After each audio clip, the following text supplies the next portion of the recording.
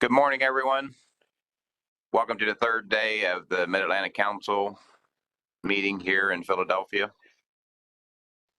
It's a joint meeting again today with the commission. Let's get started with our first agenda item, Scup specification. We're going to review, recommend revisions to the 2025 specifications and review current commercial measures and recommend any changes as necessary.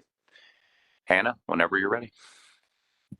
Yes, thank you, Mr. Chair. Good morning, everyone. As Mr. Chair said, we're going to be reviewing Scup specifications for 2025. Similar outline as Summer Flounder yesterday, so I'll get into some stock status, recent catch and landings, and then fishery performance, as well as the advisor fishery performance report. From there, we'll review some updates that we got from the Science Center and the SSC recommendation. Just realized that's the Southeast Fishery Science Center. It'll be the Northeast Fishery Science Center. Review the monitoring committee recommendations for ACLs, ACTs, the commercial quota, and RHL, as well as commercial measures, and then adopt 2025 commercial and recreational catch and landing limits. So according to the 2023 management track assessment for Scup, the Scup stock is not overfished and overfishing was not occurring in 2022. Spawning stock biomass is more than double the target at about 2.5 times the target, and F is estimated to be about 52% of the threshold. Diving a little further into the assessment, this figure shows spawning stock biomass as the solid black line and recruitment in those blue bars. Unlike past Scup stock assessments, the 2023 management track assessment did require retrospective adjustments. So the Scup model has basically been underestimating biomass for 2022. And so that retrospective adjustment is represented by that red triangle. As I mentioned on the previous slide, looking at that red triangle, you can see that Scup biomass is more than 2.5 times that target, and that target is that solid black line. As for recruitment, we had a peak in recruitment in 2015, but then since 2017, recruitment has been below the long-term average and is not expected to increase in the near future. So given this, biomass is assumed to continue down this declining trend. Similar to spawning stock biomass, there was also a retrospective pattern for F, given the assessment has been overestimating F. And that retrospective adjustment is highlighted by that red square on the graph. As you can see, F is below the target, which is represented by that dashed solid black line, and so that means overfishing was not occurring in 2022.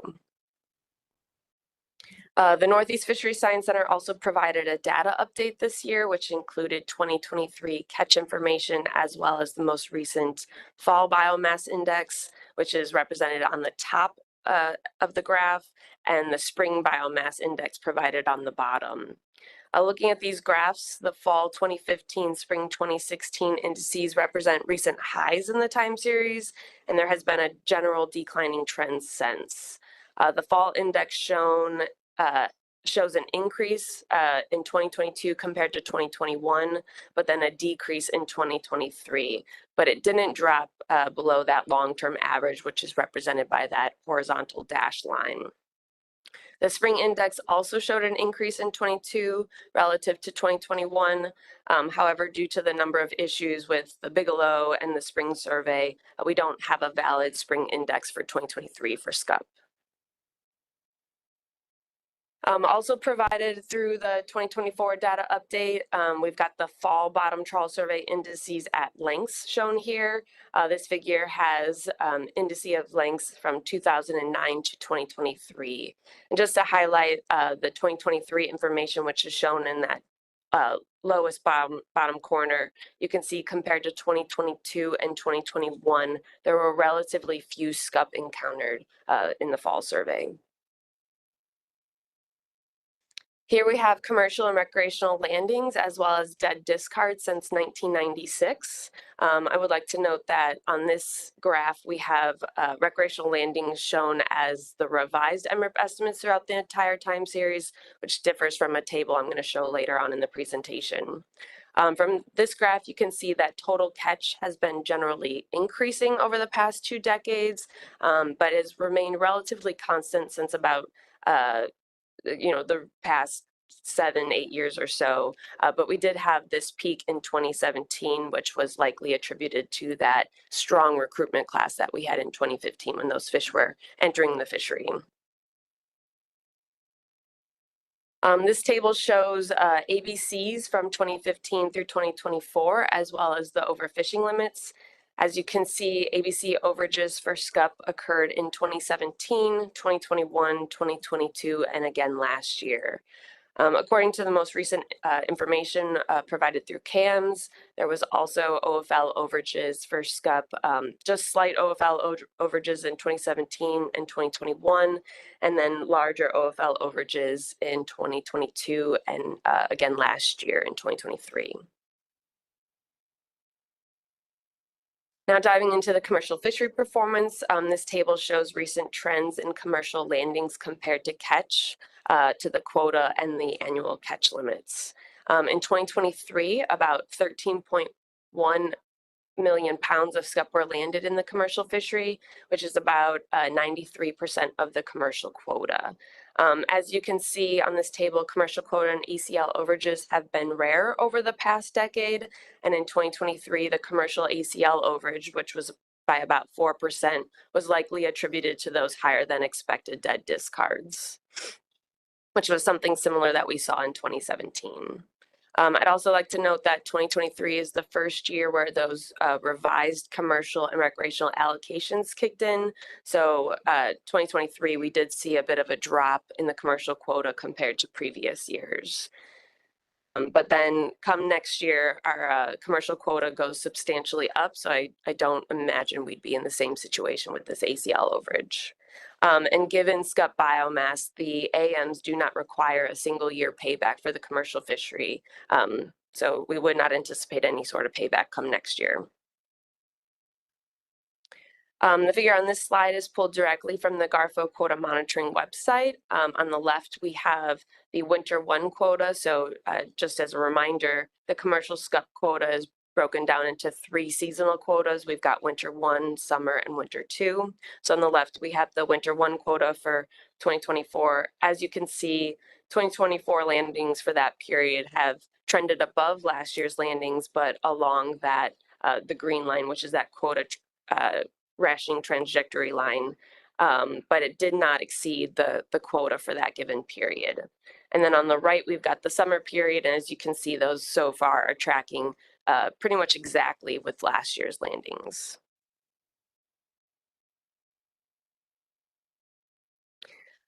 This table shows recent trends in recreational harvest and total catch compared to the RHL and the ACL as well. Recreational landings since 2020 have exceeded the RHL as well as the ACL. However, in 2023, as Kylie mentioned yesterday, given the implementation of our new process for setting recreational measures, the percent change approach, recreational measures no longer aim to achieve the RHL and instead aim to achieve a different level of harvest that varies based on estimated harvest in the upcoming year compared to the RHL, as well as biomass compared to the target. So following the percent change approach in 2023, state water measures were restricted with the goal of achieving 12.88 million pounds coastwide instead of the RHL, which was 9.27 million pounds. So comparing it to the targeted harvest as shown through the 2023 MRIP values, recreational harvest was about 11.91 million pounds, so we were about 7.5% less than that target of 12.88 million pounds. So as Kylie mentioned yesterday, we had an AP meeting a few months ago to get some input on all three species, so summer flounder, scup, and black sea bass. I'm going to focus on the scup AP comments. So multiple advisors reported seeing scup later in the season compared to previous years, and one advisor in New Jersey specifically noted the delay of arrival of scup in Sheepshead Bay, and that for hire vessels are only now regularly catching scup, but they're not catching them in abundance like they have in the past year. This advisor, however, noted that anglers out of Long Island may be catching more scup comparatively and compared to New Jersey specifically. And some of these advisors attributed this delayed inshore migratory pattern to the colder water temperatures and rainfall that we saw this past year. Another advisor noted that other fisheries struggle to harvest their species-specific catch limits year to year, and he specifically highlighted skate. He just noted that this doesn't appear to be the issue for scup, and he wondered if scup management is more dynamic compared to some of the other fisheries, and if other fisheries could learn from scup. And then a few advisors indicated that the scup population is thriving, and recent landings and catch overages are not attributed to mismanagement, but rather the high availability. There were several comments specific to the commercial fishery and the markets. Multiple advisors highlighted the low value of commercial scup. One advisor suggested that this low value likely played a factor in the overall commercial effort as well as landings, and then also likely had an impact on those 2023 discards. The advisor also noted that larger scup are much higher in value, and he's not seeing those larger scup compared to the past. Another advisor noted that the market has been low for several reasons, and this advisor explained that many fishermen, specifically out of Nantucket, do not see the value in fishing because of these low prices, coupled with the high fuel prices. And this advisor noted that prices in New York specific were steady for a very short period of time and then quickly dropped off. There were also concerns raised about the market competition between scup and imported tilapia. One advisor recommended reducing the commercial minimum size limit for scup to help improve the marketability of those whole fried fish. And this advisor also suggested that the current management practices are perceived to favor tilapia in the market as opposed to scup. Multiple advisors also highlighted the impacts of imported seafood and how it undermines the profitability of our domestic fisheries, and that there's been detrimental impacts on our local fresh fish market because of those imports. There were also several comments related to the recreational scup fishery. Some advisors questioned the annual recreational scup landing estimates as generated through MRIP and noted general belief with those. One advisor specifically questioned if recreational harvesting 11 million pounds of scup was even possible. Another advisor voiced frustration around the New Jersey recreational scup season. This advisor noted that New Jersey makes up a very small component of total coastwide harvest, and that it was unfair that neighboring states with much higher scup harvest have a season that's open year-round, and yet New Jersey doesn't. This advisor noted that this season has a negative impact especially on the for-hire fleet, and expressed that the for-hire fleet is already seeing a significant loss in sea days because of those high fuel prices and not being able to fill trips, and so they're often canceling trips, so any additional loss in sea days is detrimental to the business. And this advisor advocated for recreational sector separation. One advisor also recommended recreational total length retention limit and suggested that such type of limit could help with the for-hire sector and this potential loss of sea days. There are also multiple research recommendations for scup, including research into water quality, salinity, and temperature to better understand conditions under which scup thrive. And so this advisor suggested that such information could be critical if we ever start to see the stock health decline. Another advisor suggested investigating potential impacts of windmills in scup behavior due to those loud noises and vibrations associated with those windmills. And then another advisor suggested research on the impacts of nano and microplastics on scup eggs and larvae. This advisor noted that scup eggs and larvae are close to the surface and therefore they're vulnerable to plastic consumption, which could affect their overall survival. There are also a few comments provided to staff after the AP meeting via email and phone. One advisor expressed concern about the potential impacts of overprotecting predator species such as bluefish and striped bass and how that could potentially impact summer flounder and scup. And then another advisor sent comments about using potential different management strategies and recommended, again, that total length retention limit with no discards.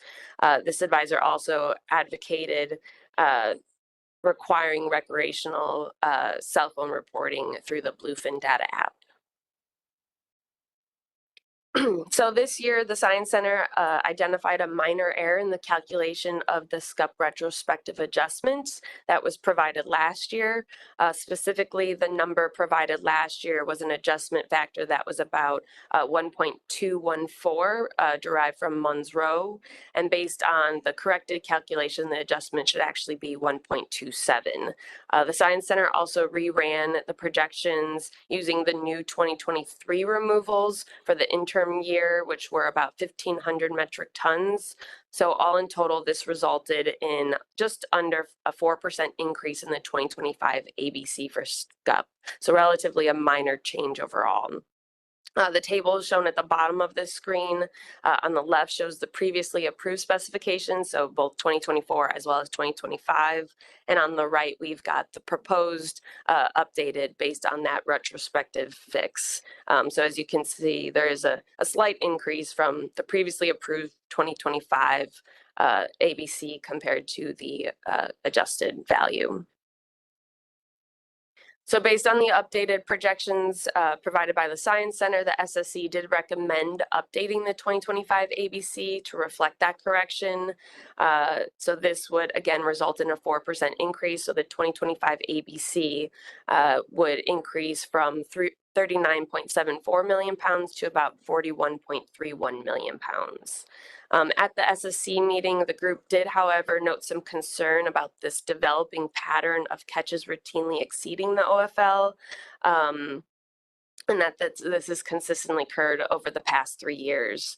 They also noted the potential impacts of these consistent overages on future ABC projections and expressed the need to potentially come next year reevaluate the ABC assumptions that we make when setting projections. So right now we assume 100% of the ABC is caught, and they are thinking that maybe we need to assume that higher than 100% of the ABC would be caught. But they didn't recommend any changes to that assumption come this year. So here we have the flow chart that displays how catch and landing limits are then derived from that OFL and ABC. So for Scup, the allocations were recently revised, as I noted earlier. So 65% of that ABC is allocated to the commercial fishery and 35% to the recreational fishery. From there, the monitoring committee then they decide if they want to include any sort of management uncertainty buffer between the ACTs and the ACLs.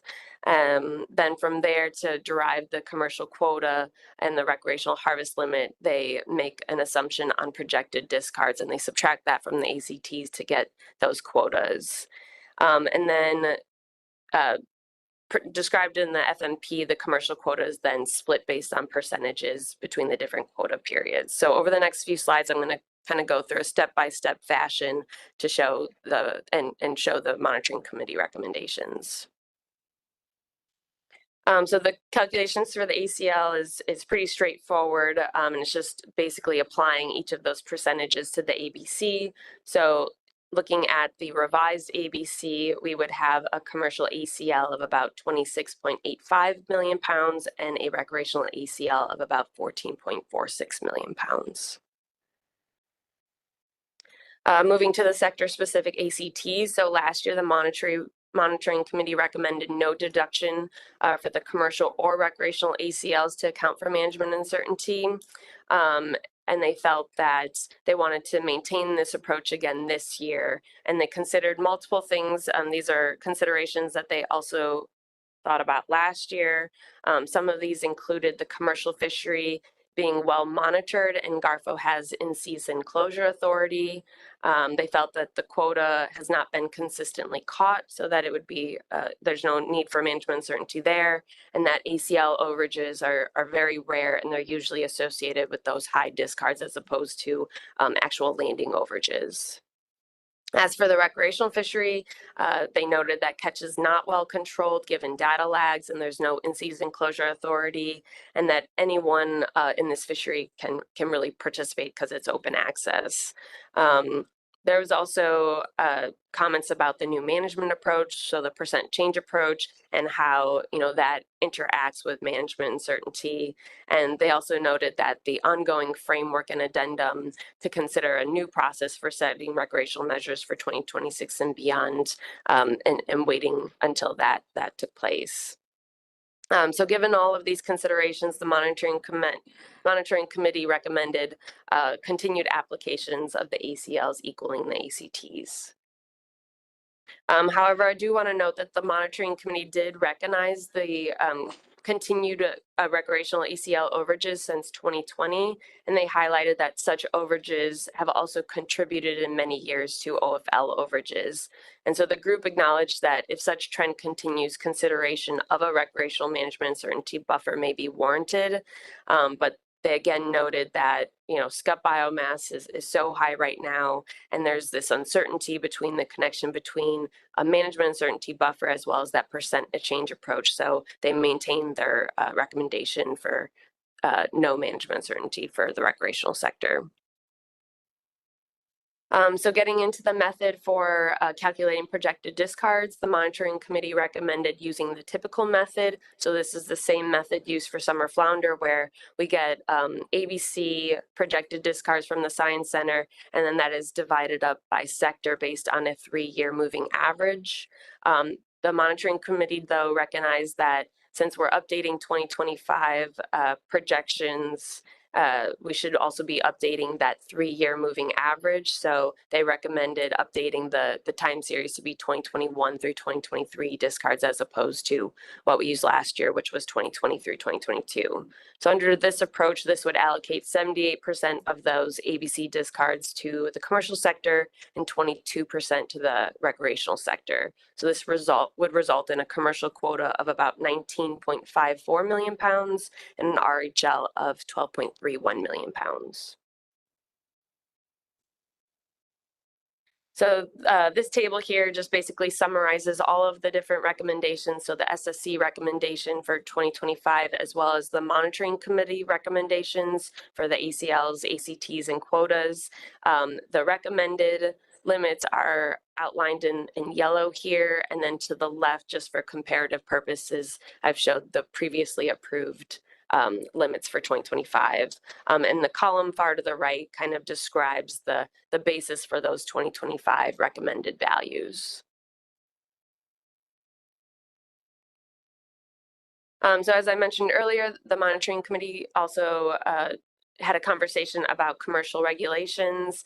They felt that given the commercial overages are rare from year to year and the lack of any new information suggesting otherwise, they recommended no change to any commercial measures for 2025. And this slide outlines the federal commercial measures that could be changed through the specification process. And with that concludes the presentation, and I can go back to this slide for conversation purposes, but that's all I have. Thank you, Mr. Chair. Thank you very much, Hannah. Any questions or comments to Hannah? Adam Nowalski. Thank you very much. Good morning. So I'd like to go back a little bit further, the slide with SSB and recruitment.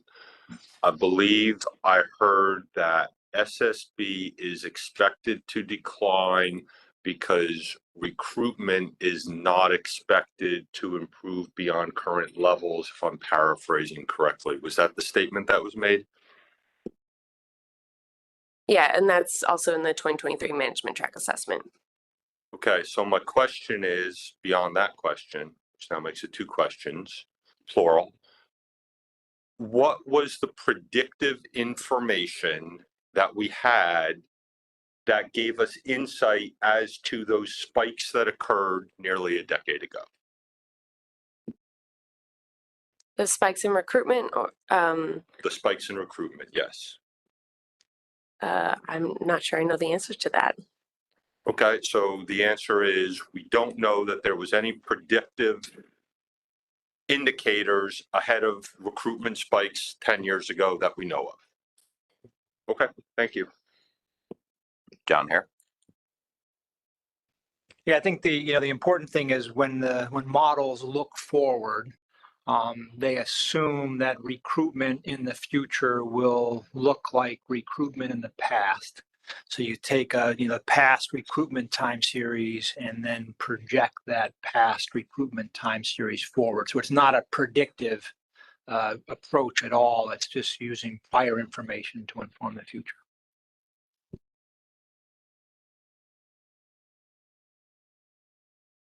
Any more comments, questions for Anna? Michelle Duval.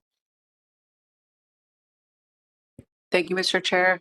Just on the recalculation of the Moans Row, so that didn't have any effect on our current year specifications, or I mean, was that explored at all? Yeah, so it did, but since, we're past the point of changing 2024 ABCs, there was no recommendation to go back in time and change that, but it was a similar, about a 4% increase. So just a quick follow-up. Yeah, I mean, we can't go back in time and modify things, but I guess maybe think about that in the catch accounting process. Thanks. Anyone from the audience have a question or comment? Greg?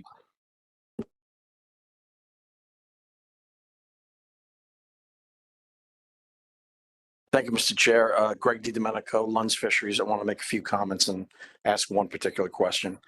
I want to thank the staff for carefully articulating the concerns of the SSC regarding the potential of these overages to put us in an overfished or overfishing condition. The reason I pay careful attention to that and would ask you to do the same is that we have an MSC certified scup fishery. And if we go into an overfishing situation, we will lose that certification and all of the money essentially that goes with it. So if this continues, unfortunately, and we do get into an overfish situation, I would like people to at some point do something about the overages. It jeopardizes our investment and jeopardizes what we've done with the MSC certification. I would also remind everybody that the reason our landings are going up are exactly because of that reason. We have MSC certification. We've put a lot of money into this fishery and it's becoming a little bit more desirable. So our landings are going to continue to go up. Wanted to make that clear to everybody. And again, thank the staff and the SSC for making those comments as well. Secondly, I also wanted to know, maybe from Garfo or someone else, if the realized allocations are not in line with the FMP for this fishery, is that, what's the word? Does that violate the FMP? Thank you.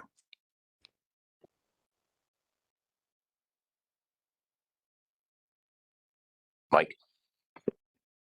Thanks, Mr. Chair. So I think, Greg, what you're getting at is if the realized catches, when we look at the proportion of realized catch, if that is inconsistent with the allocations, is that a violation of the FMP? On its face, no, because we can't control in any given year, the commercial fishery might not reach its quota. The recreational fishery might not achieve its RHL. And so we can't say that because one sector or the other didn't achieve its allocation, that that's a violation of the FMP. But we are tracking to ACLs. We do have the accountability measures that come into play in certain conditions to, ensure adjustments if and when needed. So at this point, the allocations are just sort of a suggestion, right? And the realized catches, I would think, just from looking at the trends, I think you could make a good argument that you kind of know what we're going to do. And you can see from the continued overages that you can expect more overages. So, whether or not that's a violation, I have no idea, but I think judging past experience, you could make the argument that the continued overages are, they're not on purpose, but you're setting regs that make sure that that's going to continue to happen. And I think that's a problem. Thank you. Mike. Yeah, I mean, I think that's not entirely accurate. We have controls on both the commercial fishery and the recreational fishery, just those controls are different. The commercial fishery, we have quotas, we manage to those quotas. We don't control discards. So when we see, spikes in commercial discards, we have no immediate mechanism to control for that. On the recreational side, we have a system to adjust and make adjustments to recreational measures. And it's an iterative process that this council adopted to make adjustments to recreational measures under the conditions that are warranted under the harvest control rule framework. So there are measures in place and there are controls in place, and we're making those adjustments as needed.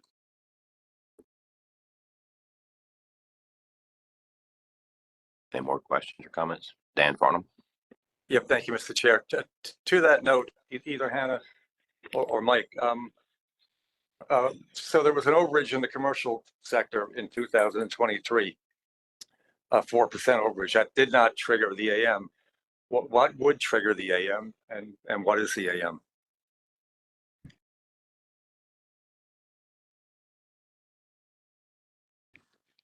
Yeah, so because of the current biomass of Scup, we're in this place in which an overage in the commercial fishery that is a result of discards that are higher than expected does not trigger an AM. What would trigger an AM at this level of biomass for Scup would be if there was an overage of the commercial quota, the landing. So if there had been a landings overage, that would have triggered an AM. But given the state of biomass, we don't trigger an AM for the commercial fishery. I can go and read specific reg text if you'd like, but essentially it's tiered based on the biomass of the stock. And so what would, how many years of overages in the discards in the commercial fishery would it take to trigger the AM? And what is the AM in the commercial sector? So it's not a factor of how many years, it's a factor of the status of the stock. So when the stock continues to be at twice its biomass target, then discards leading to an exceedance of the ACL do not automatically trigger an accountability measure, a pound for pound payback. I think the regulations do suggest that if that were to continue over multiple years, that the council would take a look at that and see if there are controls that could be put in place to address discards. Council still has an obligation under National Standard 9 to minimize bycatch to the extent practicable, so that would still stand. But there's no automatic pound for pound payback while the stock remains in this extremely high status.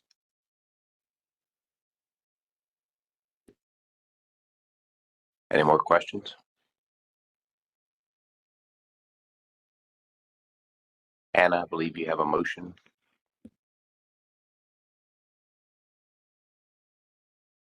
This will be a council and a board motion. So both bodies will have to pass.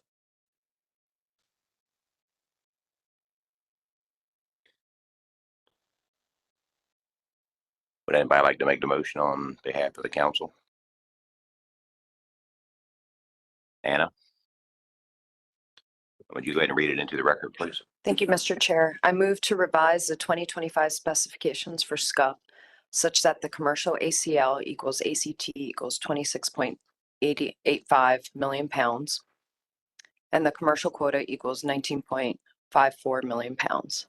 The recreational ACL equals ACT equals 14.46 million pounds, and the RHL equals 12.31 million pounds. Do I have a second? Dan Farnham? Is there a like motion from the board? Jeff makes the motion and a second. Ray Kane, thank you. We'll take the council voting first on this one. Yes. Any discussion on the motion? Anna, do you have anything to add? Dan, anything to add? Is there any objection to the motion? Any abstention to the motion? Seeing none, the vote passes unanimously. Nicola? And for the board, is there any objection to the motion? Seeing none, the motion passes by consent. Is there anything else you need to bring before us, Anna? Nope, that is it. Thank you. Thank you very much, and I hope things rest of the day go this way. All right, with that, let's before we dive into the sea bass, let's go ahead and take a little break. Let's come back at 9:50, and we'll see everybody in 13 minutes.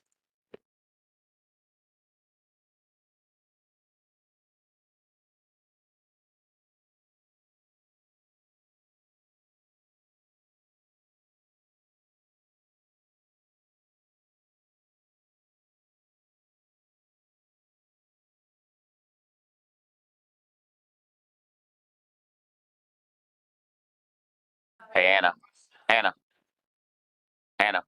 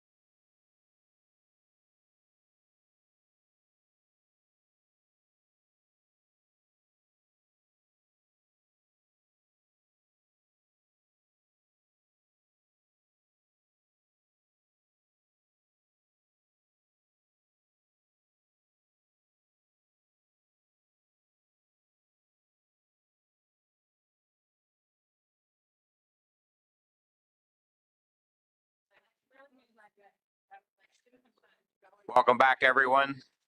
Let's get started on our next agenda item, the 2025 Black Sea Bass specifications. We're going to be adopting Black Sea Bass specifications for 2025 and review and revise commercial management measures if needed. We're going to start off with a presentation by Dr. John Hare. We're going to provide an overview of the management track assessment results, and then Julie will be doing a presentation after that. John, whenever you're ready.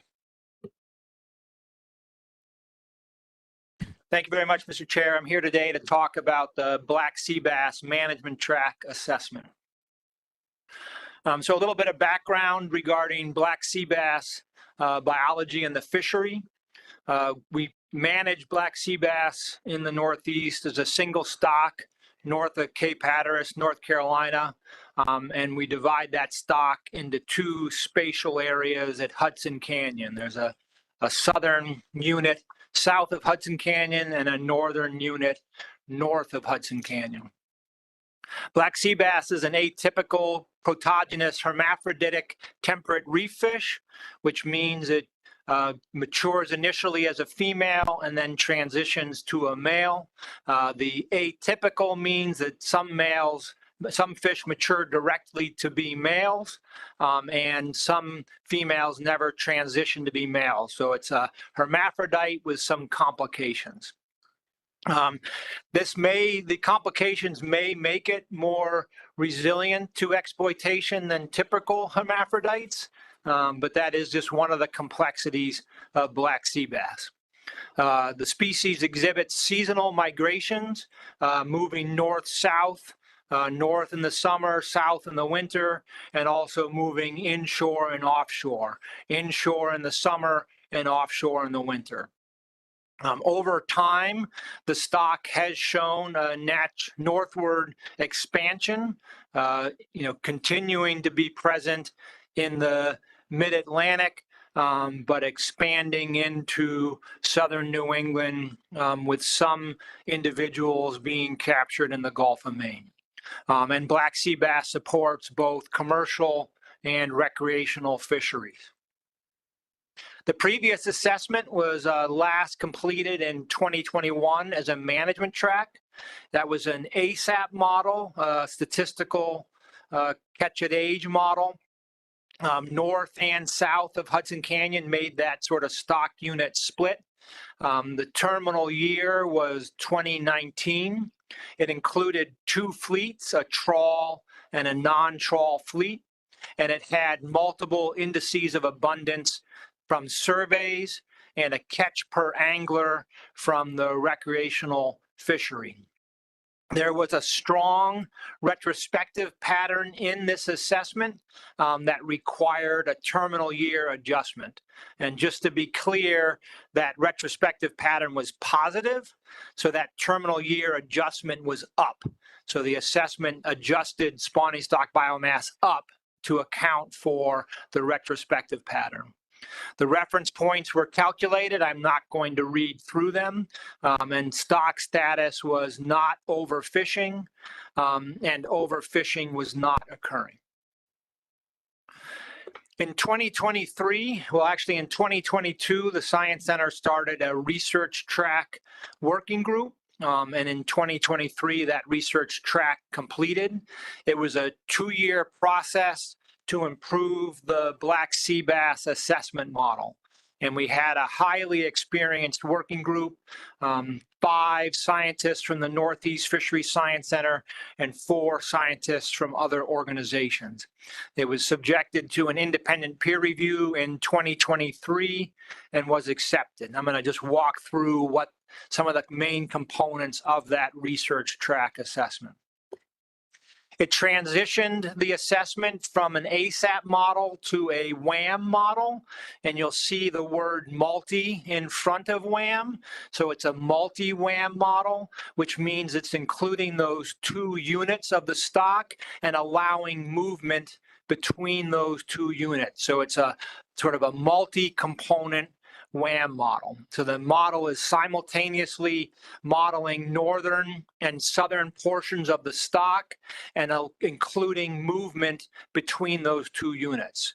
It eliminated the retrospective pattern seen in the previous ASAP model for the stock. What that means is that the new WAM model is fitting the data to a much better degree. And then we reevaluated and updated all available data and developed new time series. We also looked at the impacts of climate change on black sea bass. The WAM model has the ability to implement time varying growth and maturity. And so that was part of the updated model. It also developed regionally and seasonally specific age length keys. So the data going into the model was regionally and seasonally specific. And then one of the advancements with regards to climate change was it integrated bottom temperature as a covariate on recruitment in the assessment model. So to Adam's question earlier about Scup, this provides some predictive capability for recruitment in projections. We also developed, the assessment working group also developed a seasonal vector autoregressive spatial temporal model, which allows all the indices to be statistically combined, and developed one index of abundance, and then the environmental covariates that sort of allows varying catchabilities among the surveys and varying geographic footprints of the different surveys to be statistically combined rather than sort of put into the ASAP model as different time series. So then just looking at, and then that model went through peer review and was accepted. So then moving into the 2024 management track, one of the recommendations from the peer review of the research track was to conduct more sensitivity analyses around that vast model, the statistical incorporation of all the different survey indices. So those sensitivity analyses were completed and were presented to the 2024 management track peer review. Data in the management track was updated through 2023, including updating of the indices used in that vast index. There were no changes in the management track to the methods and model configurations approved by the research track peer review. And then the management track assessment was peer reviewed and approved by the review panel. So just looking through some of the different components of the management track assessment, going through the different terms of reference. Terms of reference 1 was to estimate catch. This is the catch time series, which includes commercial catch in the north as being red, recreational catch in the north as green, commercial catch in south as cyan, I believe that's what that color is, and then recreational catch in the south as purple. So we can see an increase in catch over time, sort of driven by an increase of catch, both commercial and primarily recreational in the north. We can also look at the indices in terms of reference 2. The recreational catch per angler index used gills from the MREP data, and the VAST index weighted the area of the different surveys in terms of combining them. So the bottom trawl survey gets more weight because it's a larger area. The NEMAP survey's weight is lower because it's a smaller area, and those are combined statistically in that VAST model. And so we can see there's a lot of lines in that plot, but it's the north on the top and the south on the bottom, the survey indices. And you can see in general increases in the survey indices, and then sort of a more constant in recent years.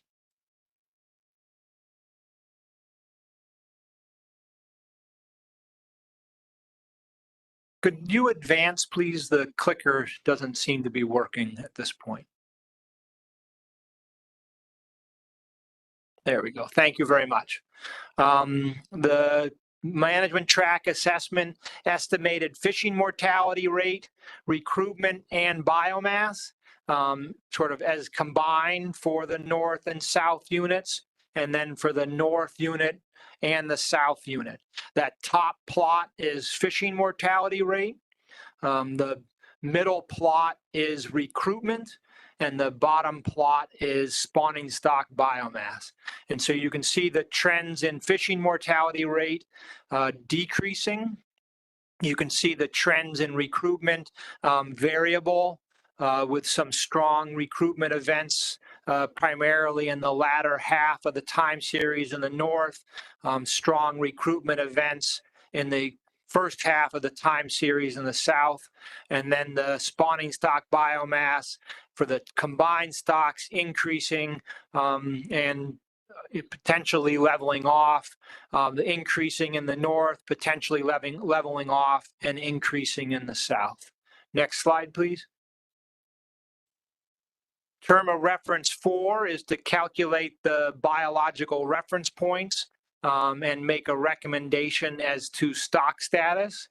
And what we have here is comparing the 2021 management track assessment to the 2024 management track assessment in those tables. The fishing mortality proxy is higher in the 2024 assessment, it's 1.07. The spawning stock biomass reference points maximum sustainable yield is lower. It's 11,225 metric tons. The maximum sustainable yield is lower. It's 3,649 metric tons. And the average recruitment at age 1 is lower. It's 33,571 metric ton. One thing that I would like to bring your attention to is that there are also uncertainty in these estimates, and that uncertainty is captured in the Kobe plot down in the lower left, which we talked about yesterday with regards to golden tilefish. So it's the 2 yellow quadrants and the green and red quadrants. Green means the stock is not overfished and it is not experiencing overfishing. And that's that sort of dot in the middle of the plot on the lower left. And then the line around that is the uncertainty in the information at hand. So there is some probability that the stock is being overfished, but that probability is very small. So in general, the stock condition is good. Next slide, please. The management track assessment then did projections using the methods that were approved in the research track assessment. So we have the projections indicate that spawning stock biomass will decrease from 2024 to 2025 to 2026. That F will remain, will go up a little bit and then remain at the full fishing mortality rate, and that the catch advice decreases as spawning stock biomass decreases. And so I'm sure we're going to talk more about this in question and answers, but the sort of the top plot and sort of the lower left is the spawning stock biomass to the spawning stock biomass reference point. The stock is above that reference point and then is projected to decrease, but the uncertainty in those projections increases from 2025 to 2026. And then we also see the recruitment time series for the north component of the stock on the top and the south component on the stock in the bottom. And recruitment is projected to be at the sort of long-term average of the population. So recruitment is projected to be lower than realized in the past 2 years. Next slide, please. In terms of research recommendations coming out of the management track assessment, first was, all the research recommendations from the research track assessment, not all of them, but the ones that were identified as necessary for the management track assessment were completed. So there wasn't a sensitivity evaluation of using the VAST index relative to how it influenced the model. There was also some investigations of natural mortality and then estimating the initial depletion for estimating the number at age, the initial number at age survival. So if you remember correctly, the WAM models allows survival to vary through time, and the recommendation was to just evaluate those numbers, the survival at the beginning of the time series. Next slide, please. So some in terms of highlights from the management track peer review, there was, concern maybe isn't the right word, but the management track peer review did note that there are decreasing trends in weighted age of age 2+ since the mid 2010s, and recommended that trend in decreasing weighted age be investigated more. There is also interest in exploring an age-varying natural mortality rate. So the current model assumes a natural mortality rate which is constant across ages. And then in the WAM framework, it allows survival to vary across ages. And so the management track peer review recommended using an age-varying natural mortality in a future assessment. And that has been done in other assessments, so it certainly is plausible to do in this assessment. They also recommended using the VAST model to see if an age 1 index could be developed. Much of the recruitment that you see coming out of these models is a prediction of the model. If we have so many age 3 fish in the fishery, and if we have natural mortality and fishing mortality at this rate, then there must have been this many age 1 fish that recruited. So the recommendation here is to see if a recruitment index can be developed to help inform the recruitment that the model is estimating. There were no concerns raised over the projection methods used in the management track, although it did suggest further investigations around how climate is included. And then, estimation of the regional specific status could be useful to avoid regional depletion. Next slide, please. And so in summary, this assessment represents a large step forward in our understanding for black sea bass. The model fits the data much better. The previous management track had that large retrospective pattern that adjusted spawning stock biomass upwards. This current model has a small retrospective pattern that does not need adjustment. So this current model is fitting the data much better. There's also the uncertainty in those recruitment estimates is reduced. All of the management track terms of reference were satisfactorily addressed as determined by the peer review panel, and the SSC concluded that this management track assessment represents best scientific information available, and the stock is not overfished and is not experiencing overfishing. Next slide, please. So we recognize that this catch advice may be surprising. How can the science recommend reducing catch for a healthy stock that is well above biomass targets? There really are two questions here. One, what caused the difference between the 2021 management track and the 2023 research track and 2024 management track? And then within the 2024 management track, why does the projected allowable catch decrease from 2025 to 2026? So I'm going to go through these two questions briefly, hopefully help answer these questions. Next slide, please. So what caused the difference between the management track in 2021 and the 2023 research track, 2024 management track? The predominant difference is the inclusion of age and time-dependent variability in the survival and fishery selectivity. So when WAM is initially set up, it is set up to replicate the prior model. So WAM at the beginning of the research track was set up to replicate the previous ASAP model.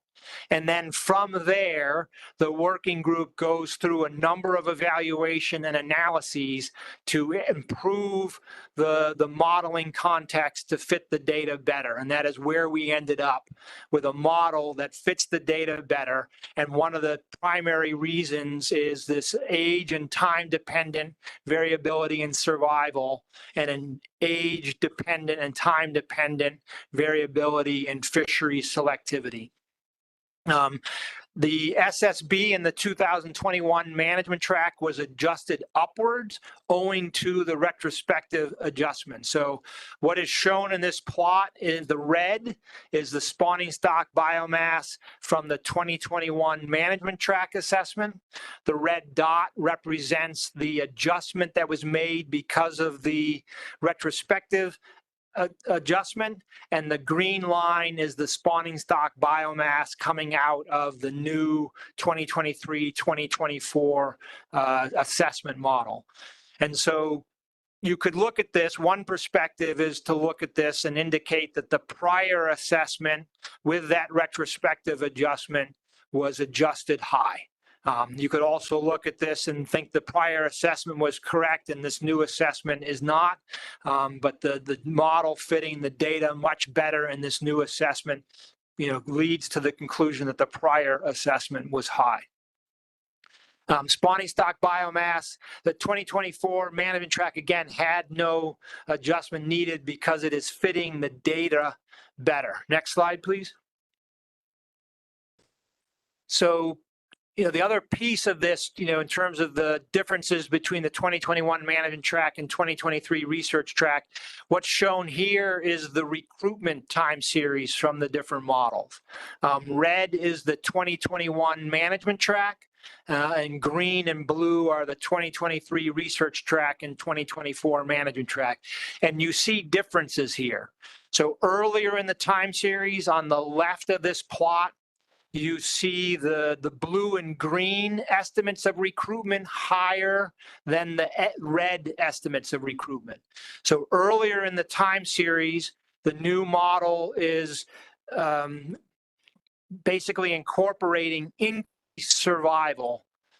So it's estimating those recruitment to be higher earlier in the time series than the previous model, which did not allow survivability to vary through time.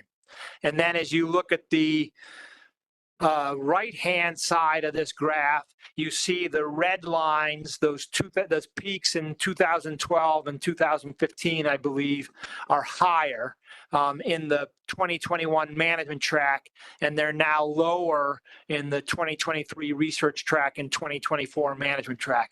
And that's because the WAM model is estimating that survival is lower later in this time period. So many of the differences that you see between these two models is related to the ability of WAM to incorporate time varying differences in survival. And so that resulted in these differences in recruitment, which results in the differences in stock productivity. Next slide, please. So in summary, the next piece of this, how are projections done? Is the projection in the model sensitive to the time period, the historical time period used? So the Science Center did conduct sensitivity runs with the model, and all of these sensitivity runs generally projected the same outcome. So these sensitivity runs were done with the whole time series. They were done with recruitment from 2000 to the present, and they were done with recruitment from 2010 to the present. And the catch advice for 2025 is 17 to 20% lower than the current catch for all three of these alternatives. So the projections are robust to the portion of the time series that we're using to make those projections. Next slide, please.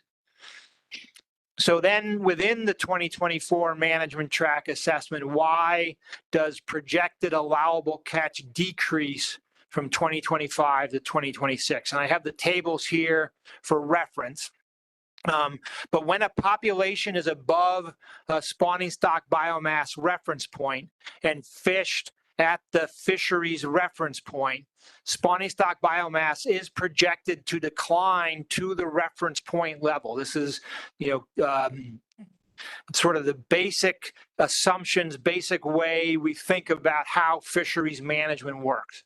So fishing at the F target,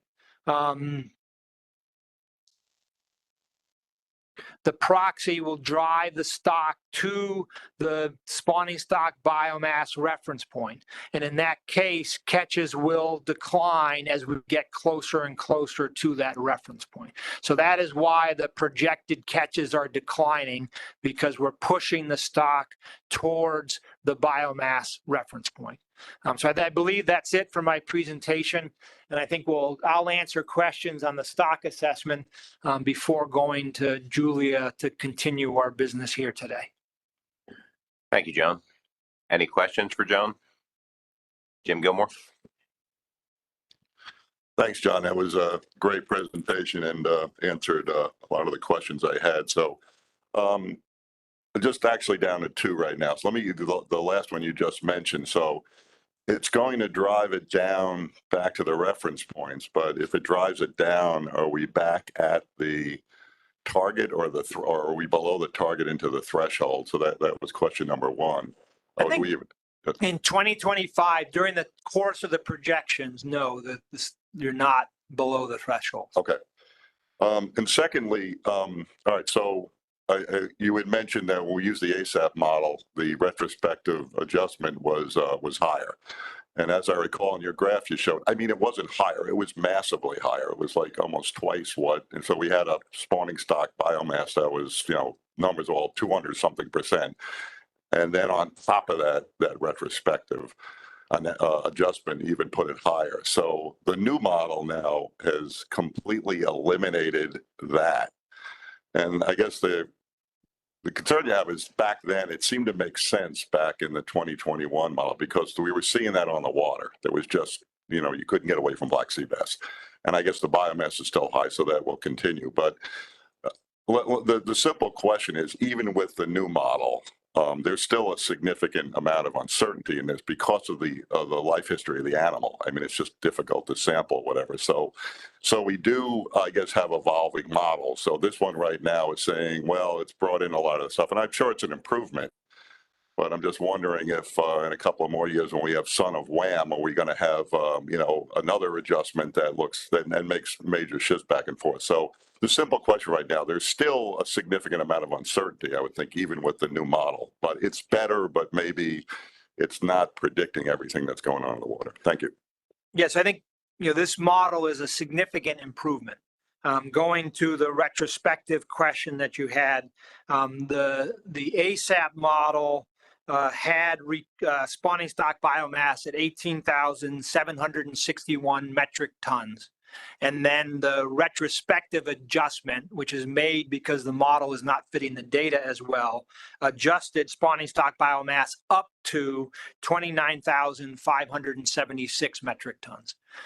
This current model there is a very small retrospective. It does not come to the point where we do any type of correction. So this current model is fitting the data much better. So is a significant improvement.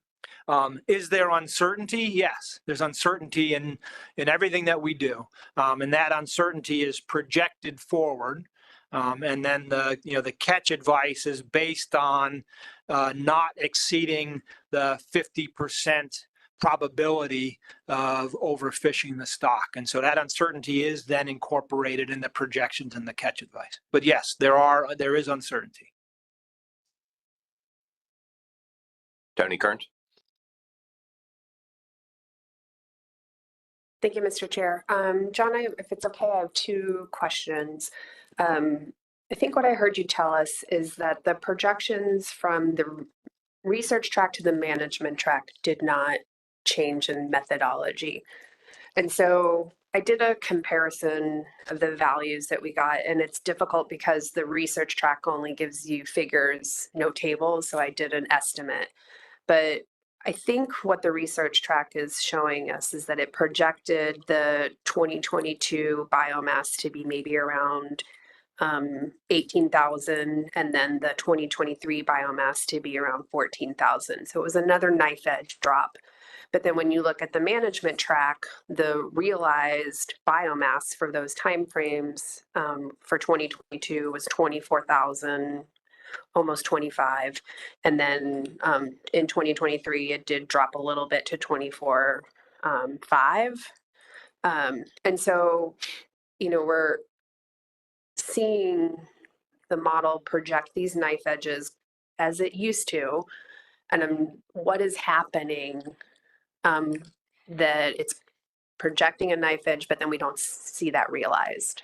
Yeah, I mean, you're sort of describing one part of a figure which I have seen, which shows the projections through time and this idea of this knife edge that, you know, the way we've been modeling black sea bass projections are, you know, typically showing, you know, a decrease in spawning stock biomass that is not realized. And that is that's been a component of both the WAM and ASAP models. And just important to remember, projections have uncertainty. And then I think there's, it does deserve some additional evaluation, perhaps in the 2025 management track, when populations are not responding the way we are projecting them to respond. It could just be the uncertainty in the projection, and that needs to be evaluated. It could also be that, there are other components in the stock dynamics that are not being captured by the model. So one thing, look at comparing the realized recruitment to the projected recruitment would be a way to evaluate that, because if your realized recruitment is higher than projected recruitment, then your realized spawning stock biomass is going to be higher than your projected spawning stock biomass. And then, another piece of this, which I think, could be evaluated in future iterations is, we're talking about black sea bass as two units, a northern unit and a southern unit. But there is another stock of black sea bass, which I talked about at the beginning. We draw a hard line at Cape Hatteras, North Carolina, and call that other stock as completely independent. This multi-WAM framework allows movement between our northern and southern unit. There could be a supply of fish or recruits from the South Atlantic to the Mid-Atlantic, which is supporting spawning stock biomass that this model is not including. So I think it's something for us to look at in future management track assessments. Thank you. If it's okay, can I have a follow-up? So then I had a question about the VAST. I think this year we're missing the 2023 survey index for spring. How does that impact the calculation that occurs with VAST? So, VAST is a statistic. That's one of the benefits of having assessments in a modeling framework. And not simply having assessments rely solely on an empirical driven assessment, data driven assessment, because missing 2023 bottom trawl times point creates uncertainty, but all of the other surveys that were completed in the spring of 2023 are included in the VAST model.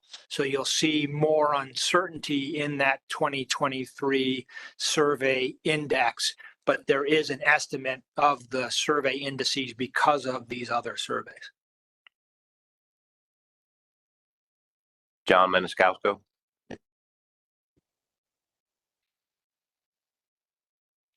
Thank you, and thank you for the presentation, Dr. Hare. So I guess first I'd just like to acknowledge the fact that black sea bass has been in management crisis for as long as I've been involved with the stock, starting with a failed peer review in, I think it was 2011, put us in constant catch, used the constant catch approach for management.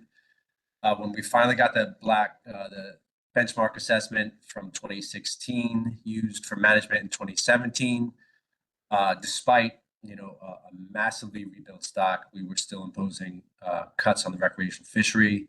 The need to repeatedly cut the recreational fishery continued more or less to date, with certainly a kind of a status quo hold while we all dealt with the impacts of COVID. And here we are now in 2024. Great assessment, much improved model, stock at 200+%. And now we're considering, additional ABC reductions that are going to impact both the recreational fishery and the commercial fishery. The monitoring committee, technical committee, have done a lot of extra work on looking at this stock and looking at this assessment and the projections. And one of the figures that I've seen around included kind of the stock biomass trend from the 2024 research track assessment, along with all the projections from the various stock assessments and stock assessment updates we have seen since the 2016 benchmark. And, as Tony kind of alluded to already, each one of those is this knife edge drop off in biomass as we supposedly fish down the population back to the biomass target. And what that 2024 research track assessment biomass trend shows us is that we actually never see that knife edge. We didn't see it in 2016, we didn't see it in 2019, not in 21, and certainly not in 2024. So I don't know why we would expect that reducing the ABC again in 2024 by 20% is going to result in the stock returning towards the biomass target. I urge the Science Center to really take a look at its projection methodology and to come back to the commission and the council with something better in the future that doesn't put us in the same place for black sea bass. And I don't know if this issue is specific to stocks that have a biomass well above the target like black sea bass, because I quite frankly, I don't remember this being as persistent a problem with other stocks. But black sea bass, we have repeatedly failed to manage the stock to a point where access to the stock is reflected by its availability. So again, I urge the Science Center to take a really close look at the projection methodology in the future. Thank you. Yeah, thank you for the comment and question. Two responses. The figure which you are referring to is also the one I mentioned, Ms. Kern's question. And yes, you do see projections decreasing and spawning stock biomass increasing. But there is a period, 2019 and 2020, where the spawning stock biomass is overlapping with those projections. So I'm not sure that we can say that the trend of decreasing projections and spawning stock biomass not realizing those is a universal. And I think it does deserve more look, but I think that there's a lot of nuance to that figure that should be talked about and thought about. And then in terms of improving projection methodology, I do want to make it clear that the projection methodology has improved. We evaluated 3 different time series of recruitment and calculated the projections and the biological reference points based on those. We included a temperature-dependent recruitment in the north and projected temperature forward using a statistical model to try to capture the temperature dynamics. Yes, there is more that can be done with projections. I believe the NRCC is considering a projection research track assessment in 2027. And we have work ongoing with our yellowtail flounder research track assessment, which will be peer reviewed in 2024. So yes, we are continuing to work to improve on our projection methodology, but this assessment has made a number of improvements.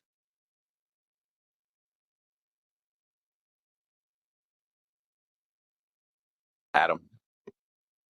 Thanks very much. Thanks for the presentation, Dr. Herron. I'll just follow up on that last comment you made with regards to the WAM model using the bottom temperature covariant recruitment, and you just touched on what the inputs were for those bottom temperature projections.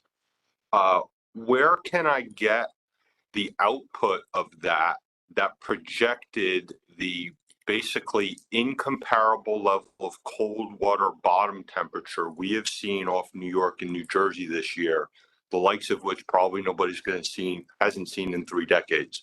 Where can I get the output that predicted that successfully for this year?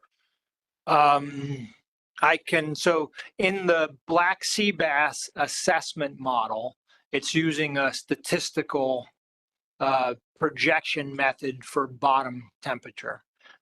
Thursday and Friday, we're going to be talking here about the Climate, Ecosystem, and Fisheries Initiative, which is developing the physical models to hopefully provide predictions that will be useful in that regard. We do not have physical model-based predictions of bottom temperature yet. The black sea bass model was using a statistical method to project bottom temperatures forward.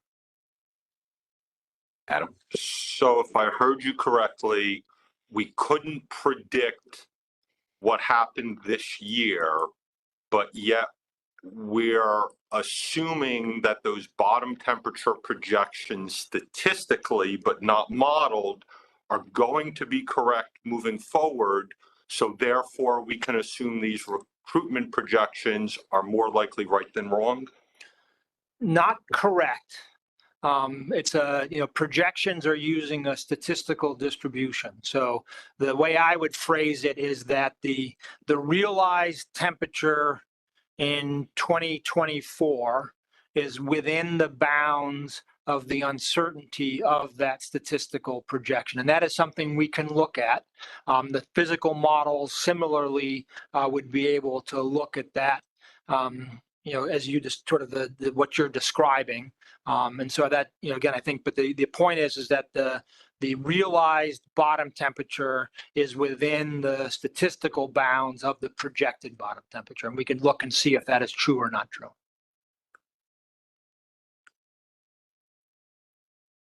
Jeff Galen.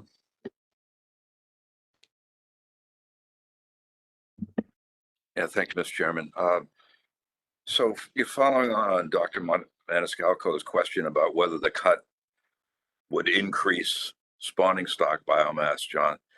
Thanks for your presentation, by the way. Very clear summary of some complex issues here, but instead, wasn't the SSC's concern about the inability to control recreational mortality and the uncertainties around recreational data, didn't that lead them to advocate for the cut more to avoid driving the stock into an overfish situation rather than to necessarily rebuild SSB? And that's my question. Yeah, I don't necessarily want to answer for the SSC. Is there going to be an SSC part of this presentation coming up? So I would maybe keep your question for the SSC. I'll ask that to Dr. I will say that the SSC concluded that the assessment is the best available scientific information according to the National Standard Guide. Thank you. John Clark. Thank you, Mr. Chair. Thanks for the presentation, John. If you can just clarify, you say with the model, you do have variable survival by year, and yet one of the improvements you're looking to make is to model natural mortality by year class.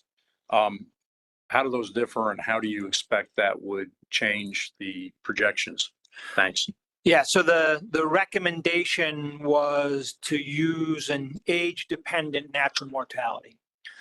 So in the so it's standard stock assessment model, I don't know, old school, and just use old school because that's what comes to mind. You have one natural mortality rate that you apply across the whole population. This WAM model had the one natural mortality rate applied across the whole population, but then allowed survival, sort of the inverse of natural mortality, to vary both by age class and by year. So the idea of a age-dependent natural mortality rate is you would have an age-dependent natural mortality rate that would try to, set some of the age variability that you're seeing in survival, make that a, age-dependent natural mortality, and then have your survival primarily at that point vary by year, not as much by age, because you're setting an age-dependent natural mortality rate. And if I'm not mistaken, I believe the assessment that's done out of the Southeast Fisheries Science Center for black sea bass uses an age-dependent natural mortality rate.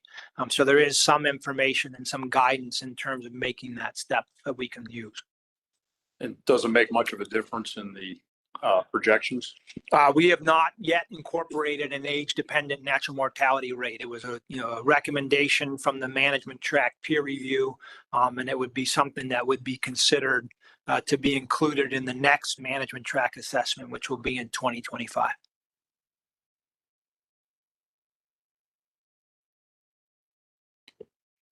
David Borden. Thank you, Mr. Chair. Excellent job, John. I've got a question that relates to the decreasing weight at age. I think it was slide 15. And the question is the northern and southern portion of the stock showing that same decrease? And the related question is, are there other stocks in the same general area, for instance, Scup, that are showing the same tendency? I do not know the answer to that question. I apologize, but I will certainly find out on the north and south black sea bass, and then we can evaluate whether a similar trend is occurring for Scup. So we can do that and get back to you, to the council and the commission. Thank you very much. Yeah. Mike Oisi. Thank you, Mr. Chairman. Great presentation, John. Thanks for taking the time to walk through that for us. My question is related to, may cross the line a little bit to where Jeff was going, but I'll try to focus it mostly on the work of the assessment rather than what came out of the SSC. So we spoke yesterday, I think it was yesterday, we had the discussion regarding recreational catch estimates through the MRIP program. And you made a comment during that discussion that I want to make sure carries itself on throughout this discussion, in that the changes to the MRIP estimations and the recalibration and the effect that those recalibrations may have on assessment work has not been explored, or there's no way to use what we may know with that recreational catch estimate and the changes that are anticipated. There's no way to include them into the assessment so that it can be part of that projection. Is that correct, in that the assessment group, the folks who did the assessment, are solely basing that assessment on our current understanding of recreational catch and not anticipating any type of change that may be forthcoming? Or was there ever a discussion about the possibility of again having to shift as a result of recalibrating recreational catch back in time in a year or two, in a couple of years, once that information is available? Yeah, so the current assessment uses recreational catch as we currently understand it to be. And then as we talked about yesterday, the MRIP program and NOAA Fisheries is evaluating their fishery effort survey. That evaluation is ongoing. We expect the results of that evaluation and then potential change to the catch time series, peer review, documentation. We expect to have that data in 2026. And so our current plan is to then include that new understanding of recreational catch data, whatever that would be, in the 2027 management track for the Mid-Atlantic Council species. I believe it's summer flounder, scup, and black sea bass, and bluefish.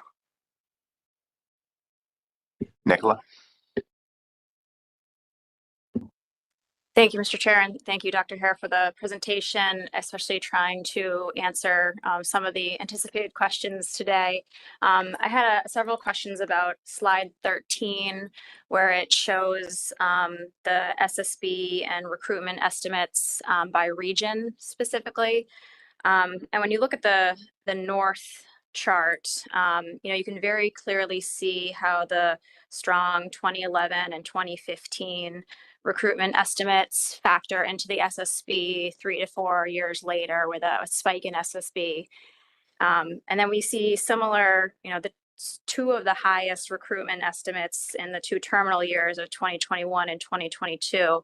And those don't play out into the projected SSB. So I'm trying to wrap my head around how that's not factored in there. And then conversely, in the southern chart, in the terminal year, the SSB peaks in the south, but there doesn't seem to be a preceding high recruitment that is contributing to that. So I guess I'm also wondering if that might be the migration issue playing into that. Yeah, for the north, there were the two relatively strong year classes as you described, but the model is indicating the data that is going into the model is indicating a relatively low survival of those age classes. So they're not contributing to SSB as much as we might assume they should. I'm not sure, I haven't gone and looked at the survival plot for the south. I can do that, but yeah. So I can look at the south to sort of see why the SSB is continuing to increase, and I can do that and get back to you on that. And maybe you said this previously, but what would be contributing to that low survival, or what's theorized? Hypothetically, what could be contributing to that low survival? Think of all the things that kill fish, and think about some of those things being more, in the recent past than in the further back past. So I think there's a number of different hypotheses that one could come up with. I don't want to venture into them now so as not to misspeak. One more question on the recruitment. You compared the research track assessment and the management track assessment recruitments and indicated how the research track compared to the prior assessment, and that the research track had provided lower, kind of downsized the recent recruitment estimates and elevated the more historical recruitment estimates. I'm trying to understand where the recent increase in SSB is coming from, if recruitment is, largely similar across the time series, particularly when catch has increased in the recent time series. I mean, again, I think the increase in SSB, if you look at sort of recruitment in those time stanzas over the whole time series, 2000 to the present and 2010 to the present, recruitment has been increasing over those time series. So I think that is where the increase in spawning stock biomass is coming from over time. I'm gonna go to the audience now. James Fletcher. James, when you talk again, try and speak. Don't move because it's like your mic's going in and out. Dr. Hare, did you say that the WAM model was constructed to fit the data and not the data was put into the model? Thank you for your time. If I understood that, that explains tremendously. I'm sorry, Mr. Fletcher, your volume sort of phased out in the latter half of your question. So could you repeat it again, please? Yeah. Does the WAM model fit the data? Or does the data fit WAM model? Is the model made to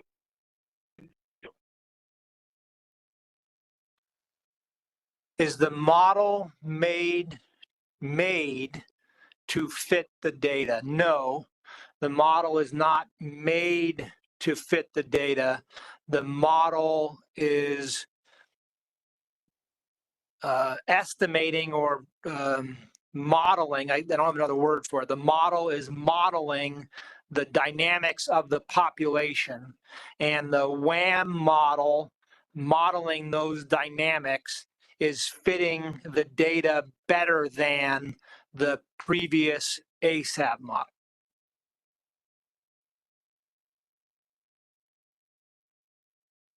Mike Wayne.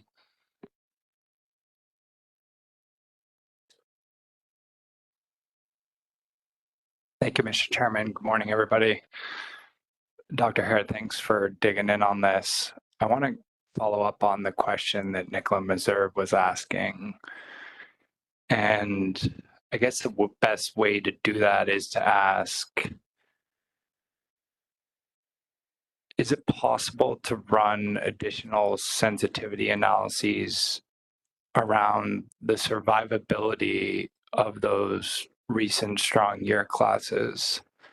My understanding of your answer was there's many different hypotheses, which I would appreciate if you would elaborate more on that, on why their survivability is low. But what if the survivability was high? What would the projections look like? And can those sensitivity runs be done in addition to the work that you've already done?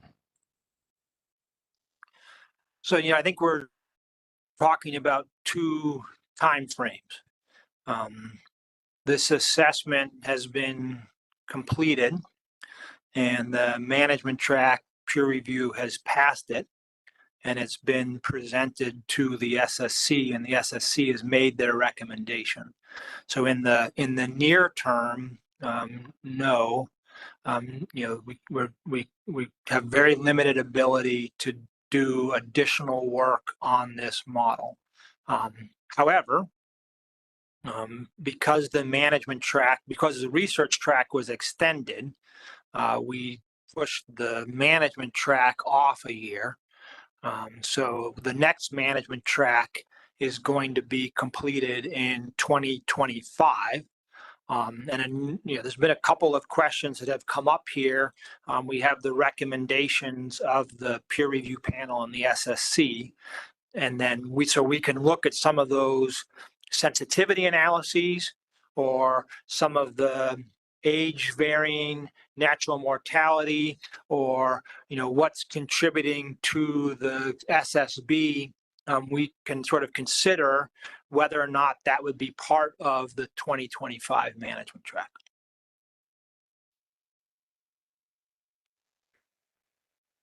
So if I'm understanding your response correctly,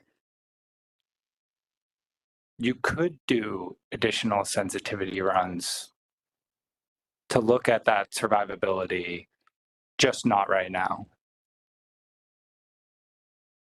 Correct.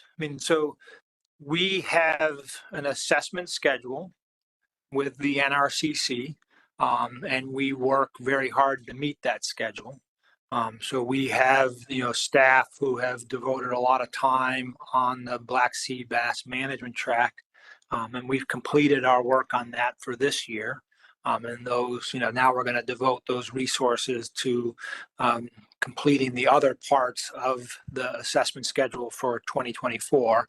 But we are, because the next management track for black sea bass is next year, this will stay an important topic for us to keep working on. But yeah, we don't have the ability to run particularly the sensitivity analysis that you're discussing, because that's more complicated than choosing different stanzas for recruitment to run. To dig into the survivability piece of this would take some more time. Thanks for one more bite, Mr. Chairman. Yeah, it's difficult to carry a message back to the industry and say there's more scientific analysis that needs to be done to make sure that these ABC recommendations are robust, yet it just doesn't fit with the timetable that's been previously established for assessments and projections. Survivability seems really good for this population. Catch levels have remained really high in this fishery for a very long time, and yet the stock continues to go up.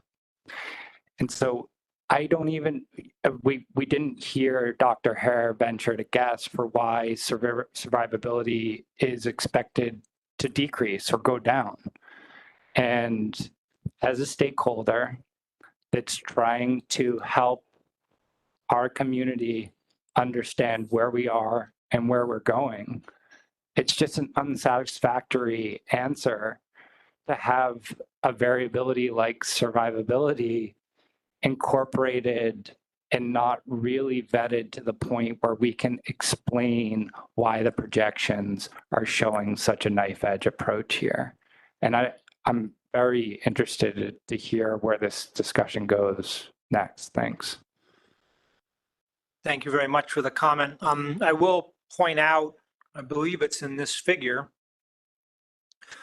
Again, it is in the terminal year where assessments are uncertain, but spawning stock biomass is estimated not to have gone up from 2022 to 2023. Spawning stock biomass has gone down a little bit. So again, it's at the terminal year of an assessment. There's a lot of uncertainty, but that it's spawning stock biomass is not, in this model is not continuing to go up. It has arguably leveled off or perhaps gone down. The estimate has gone down a little bit. So I just wanted to make that point. Tony Kearns. Thank you, Mr. Chair. John, I wanted to have a clarification on the Kobe plot. Maybe I don't understand how Kobe plots work, but when I look at the figure for SSB and the confidence interval, we are above the threshold, even within the confidence interval. And you had said with the Kobe plot, there's a small chance that we are overfished. Did you mean that overfishing was occurring? Yeah, correct. Okay. Yeah, I just wanted to clarify that point. Thank you. I appreciate it. You're welcome. Sorry for the misspeaking. John Maniscalco. Thanks for a second bite of the apple. Just a kind of a question for Dr. John Hare. So we're looking at a stock that is well above the biomass target, 220% perhaps. We have indications of declining weighted age, and we also have questions about, maybe lower survivability, particularly in recruits. I'm just wondering what impact density dependence could be having on those two variables. Thanks. Yeah, so if I was to venture a guess at some of the possible reasons for a decrease in survivability and a decrease in weighted age, density dependence would be on my list. That has not been incorporated directly into this model.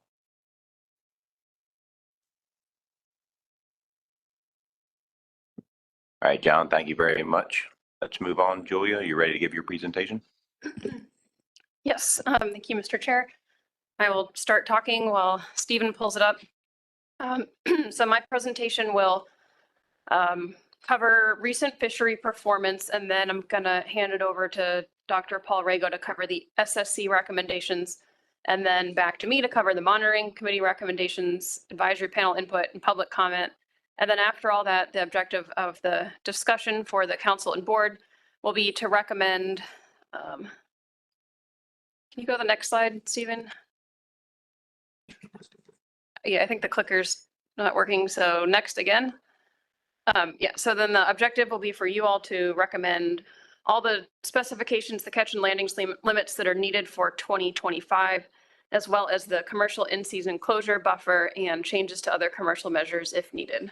Oh, maybe working now. As a reminder, stock status is very good. We just talked about this in detail, but just to kind of set the stage, biomass is not overfished and overfishing is not occurring. We just talked about this in detail. So next, for the fishery performance, there's a lot more that could be said, and there's a lot more detail included in the fishery information document, which is in the briefing materials. But in the interest of time, I'm just going to focus on the overall catch and landings trends in each sector. So this slide is similar to what Hannah showed this morning for Scup, where it's showing the total dead catch based on the most recent data. So this is including the new MRIP data throughout the time series.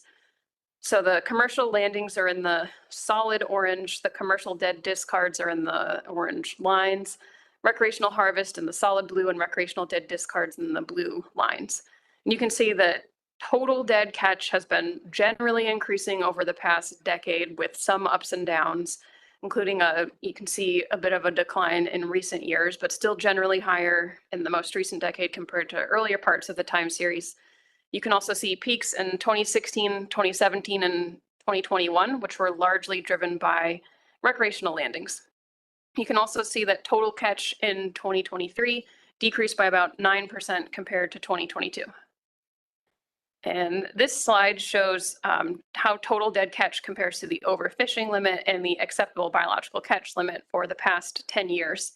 And this slide uses some different data than the previous slide, because when we're comparing to the catch and landings limits prior to 2020, we need to use the old MRIP data for the recreational fishery, and then the new MRIP data for 2020 on. So as you can see here, ABC overages occurred in all but one of the years shown on the screen here, with catch being very close to the ABCs in the most recent 2 complete years. However, OFL overages have been rare. And depending on the year, the ABC overages were driven by higher than anticipated discards in one or both of the commercial and recreational sectors, and or recreational harvest exceeding the RHL. And I will explain a little bit about those details on the next slides, if the clicker goes. Oh, I went too far, dang. Okay, so next, getting into the commercial fishery compared to the commercial quota, which is the landings limit, and the commercial ACL, which accounts for landings and dead discards. This is for the past 10 years. You can see that commercial quota overages have been rare. However, commercial ACL overages were common prior to 2020 due to higher than expected commercial dead discards. The method for calculating projected dead discards was revised starting with the 2021 specifications in an attempt to address this issue. In addition, the commercial ACL increased by about 60% from 2019 into 2020, and likely due to a combination of those 2 factors, the commercial ACL has not been exceeded since 2019. For the most recent complete year, 2023, 4.67 million pounds of black sea bass were landed in the commercial fishery, which is a 13% decrease compared to 2022, but also the quota decreased from 2022 going into 2023. This figure shows this year's commercial landings trajectory in blue compared to last year in yellow for the commercial fishery. So you can see that this year's landings are on a similar path as last year. And based on data reported through August 7th, about half of the 2024 quota has been landed. For the recreational fishery, this table shows how recent harvest compares to the RHL and total dead catch in the recreational fishery compares to the ACL. Again, we need to do this comparison for old MRIP data in some years and new MRIP data for other years as indicated on the screen here. You can see that both RHL and ACL overages have been common in recent years. There's not a percentage comparison for the RHL shown for 2023 because I wanted to emphasize that with the new process for setting recreational measures, the percent change approach, starting in 2023, we are no longer aiming to meet but not exceed the RHL. Instead, we're aiming to achieve a different level of harvest, which can vary each specification cycle based on considerations which include the RHL, but also include considerations about the biomass level. So for 2023, state waters measures were restricted with the goal of achieving 7.14 million pounds of coast-wide harvest. And you can see that the final 2023 MRIP harvest estimate is 7.49 million pounds, which is only 5% higher than that target of 7.14, which is pretty good compared to previous years where we were trying to meet the RHL, and you can see we were way off. This year we were a lot closer. We have the new model, the recreation demand model, that probably helped us do a lot better job of predicting harvest under different measures. If we were to compare that value to the RHL, it's about 14% higher than the RHL. And then next I'm going to turn it over to Dr. Rago to cover the SSC comments on black sea bass.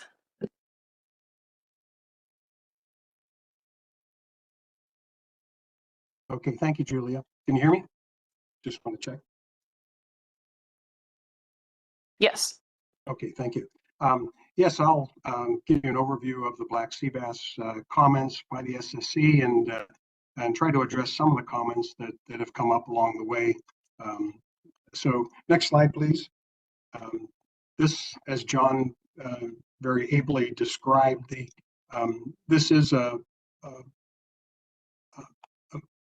modeling exercise for black sea bass introduced major conceptual advances. This is a quantum advance in our understanding of the dynamics of this resource. It was a 2-year process, both torturous and tortuous, as they went through various configurations of the model, and it addressed a lot of the long-standing questions about the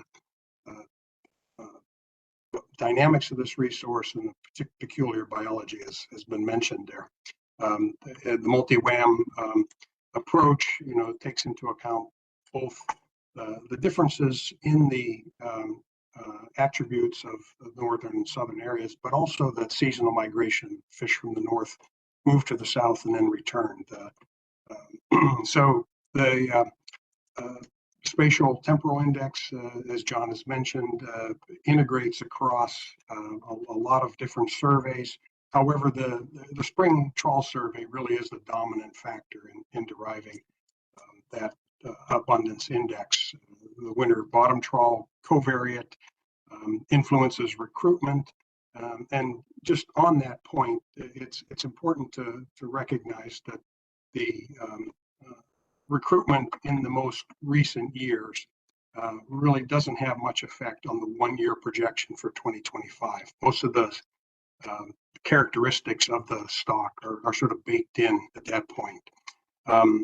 The use of a new index of catch per angler for black sea bass, uses this gild, which means that it considers that the denominator of a catch per unit effort estimate should include not only anglers who caught black sea bass, but also ones that might have been fishing for them and caught related species such as fluke or scup.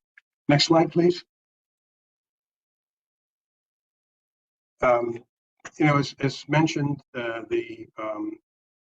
there's a greatly reduced retrospective pattern. The model is more stable, and the reference points are an important consideration, and we've touched on that a number of times. But one thing that really is worth noting and keeping in mind is that the changes in spawning stock biomass at MSY, the SSB MSY, so to speak, represents about a 23% drop in our estimate of the long-term productivity of this resource.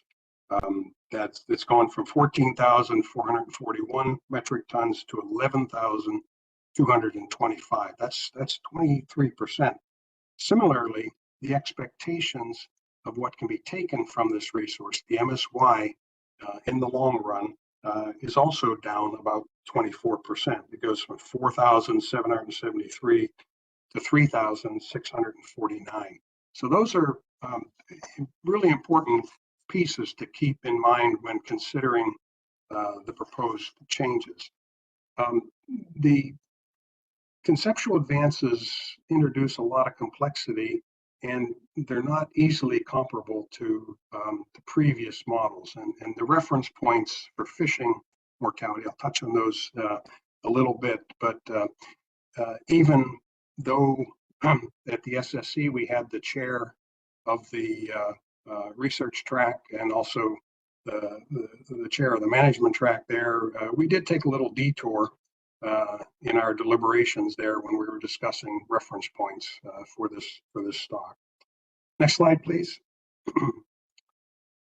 As mentioned before, the stock is not overfished. Overfishing is not occurring. It's twice the BMSY level. It's not expected to decline sharply as previously thought. And again, the management track will be updated in next year in order to set specifications for 26 and 27. We used an overall OFL-CV of 150%. You may ask, well, if this is such a great model and exercise and all that stuff, why is it 150%? Well, the main reason is some of the uncertainty associated with the current MRIP estimates for recreational discards. We did not consider in this exercise the potential future consequences of another adjustment to MRIP data, but it in fact is simply related to the fact that the MRIP estimates are high, variable, and have a huge impact on the estimates of stock size. In general terms, as estimates of recreational catch go up, it results in a rescaling of the population upward as well. So if the new estimates become in lower, you would expect the estimate of overall stock size to also be lower. As a result of our deliberations and discussions, we did recommend an ABC of 6,027 metric tons. I do have a number of other slides, and I'll go through those in terms of sources of uncertainty. The reference point proxy is 1.0 in the thing. Now, this is a bit of an artifact of the model structure. If you look at the old FMSY estimate, it was like 0.4. It's higher mostly because of sort of a computational exercise. You have 4 vectors of fishing mortality, each which vary by age. So you have 2 spatial units, migration between the areas, and within each area you have 2 fleets. So there are 4 separate vectors of mortality related to discards and landings within the commercial and recreational fleets. So just keep that in mind, that there's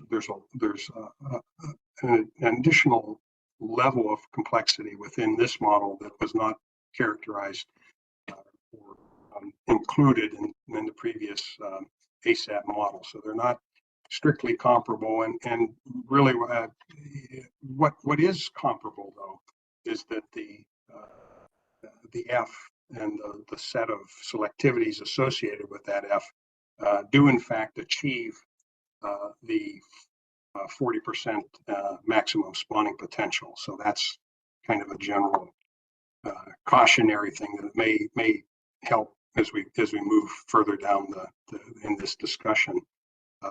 There's there was the potential rescaling did weigh on our minds, but it of course did not influence our particular deliberations or recommendations for this report. As noted several times, if the ABCs continue to be exceeded, what will likely change is that the assumptions that are used for generating the overfishing limits will need to will need to change. And in particular, that means that in the bridge year, that is between the assessment, the assessment ends in 23, the 2024 estimates are not complete, and you need to make some assumption about what they're going to be so that you can project your 2025 catches and so forth. So, usually we assume, the center assumes, the management groups all assume that it's going to be exactly as previously specified. If that's not the case, or if you have evidence that that may need to change, then that assumption will change, which will then influence the recommendations for the subsequent year. Next slide, please.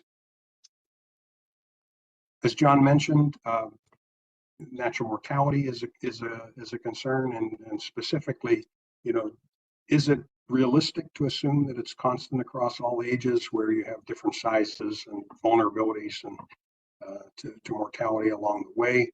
The use of time series models to forecast environmental covariates. John touched on this. The modeling exercise to project what the range of temperatures might be in a subsequent year, and then how much that influences, say, potential recruitment in this case.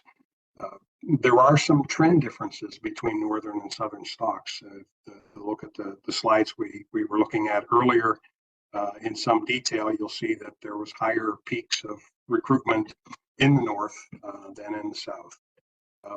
The model uses a truncated stanza of recruitment that is going from 2000 onward. That seems reasonable now. If evidence suggests that estimate is likely to decline, then that would need to be factored into this. And then finally, there's this notion, as I mentioned, if the ABCs continue to be exceeded, then that will need to factor into the ABCs.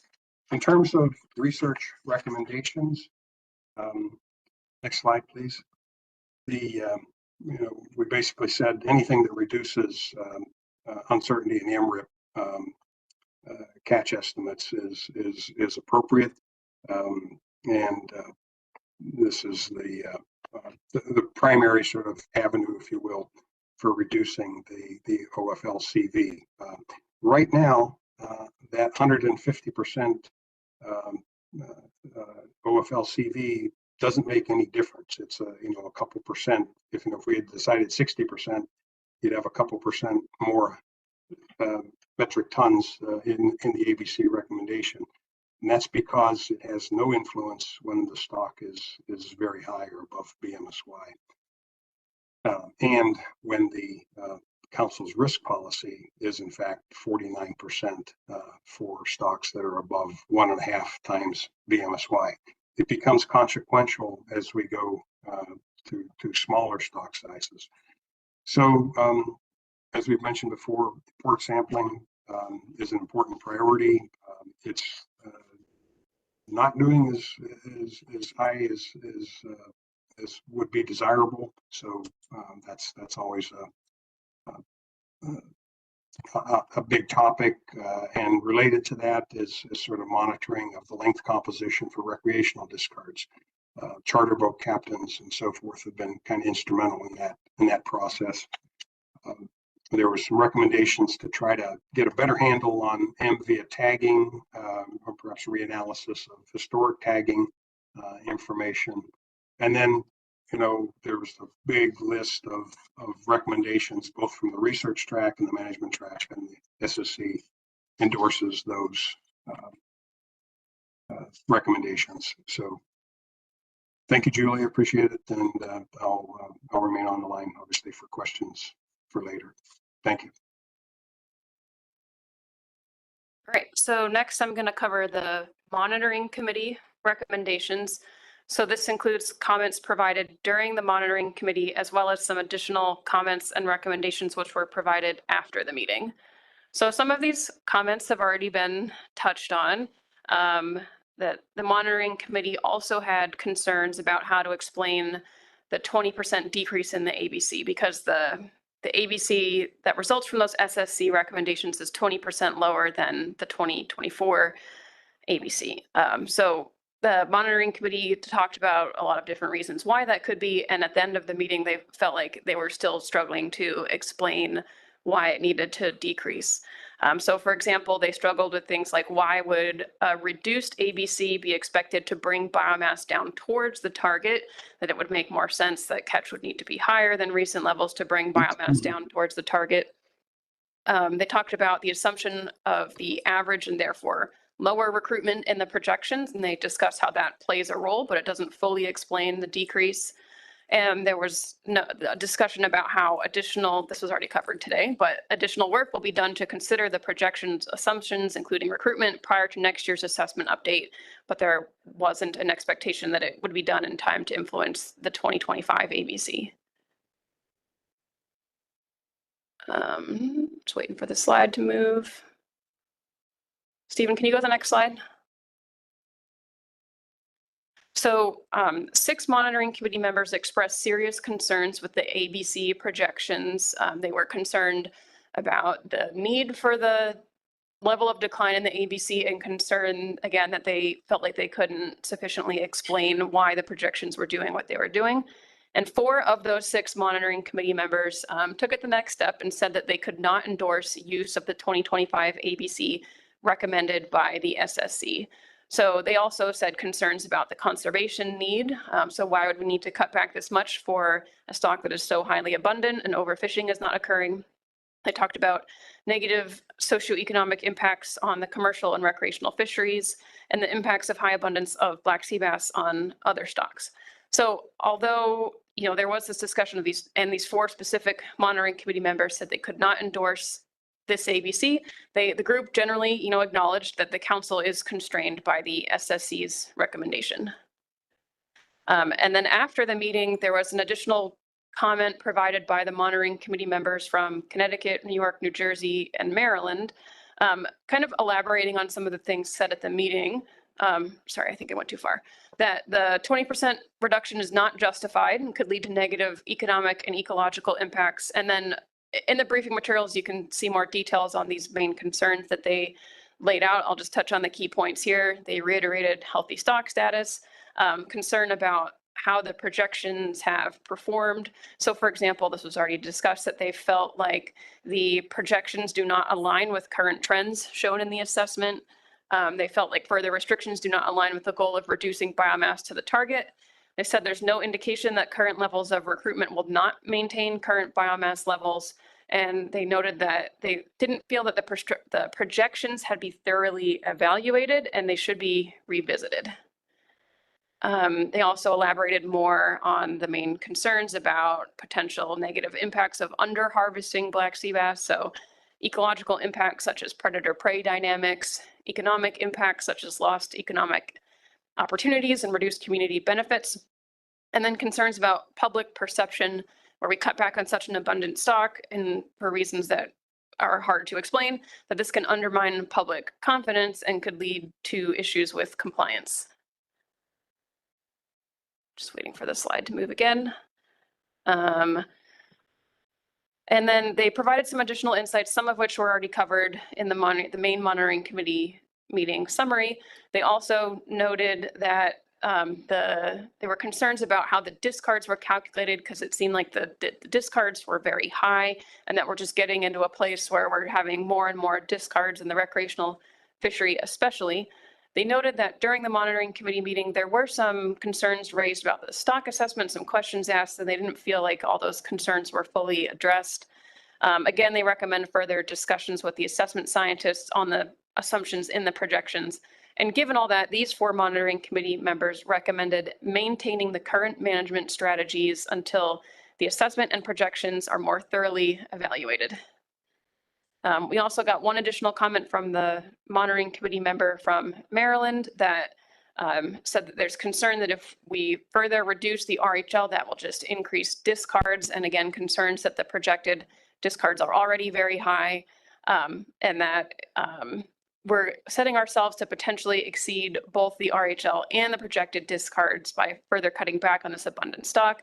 And it just feels like we're getting into a place where we need to cut back more and more every year, which will only increase discards. And, you know, hypothetically, it feels like we're getting to a place where we're just working our way down to a zero RHL. There was another comment. This was provided on Friday, so it is in the comment portal. It's not in the briefing materials linked under this agenda item. So this is the figure that was mentioned a few times earlier. This was provided by the monitoring committee member from New York. So go to the comment portal that's linked on the website to see this in more detail.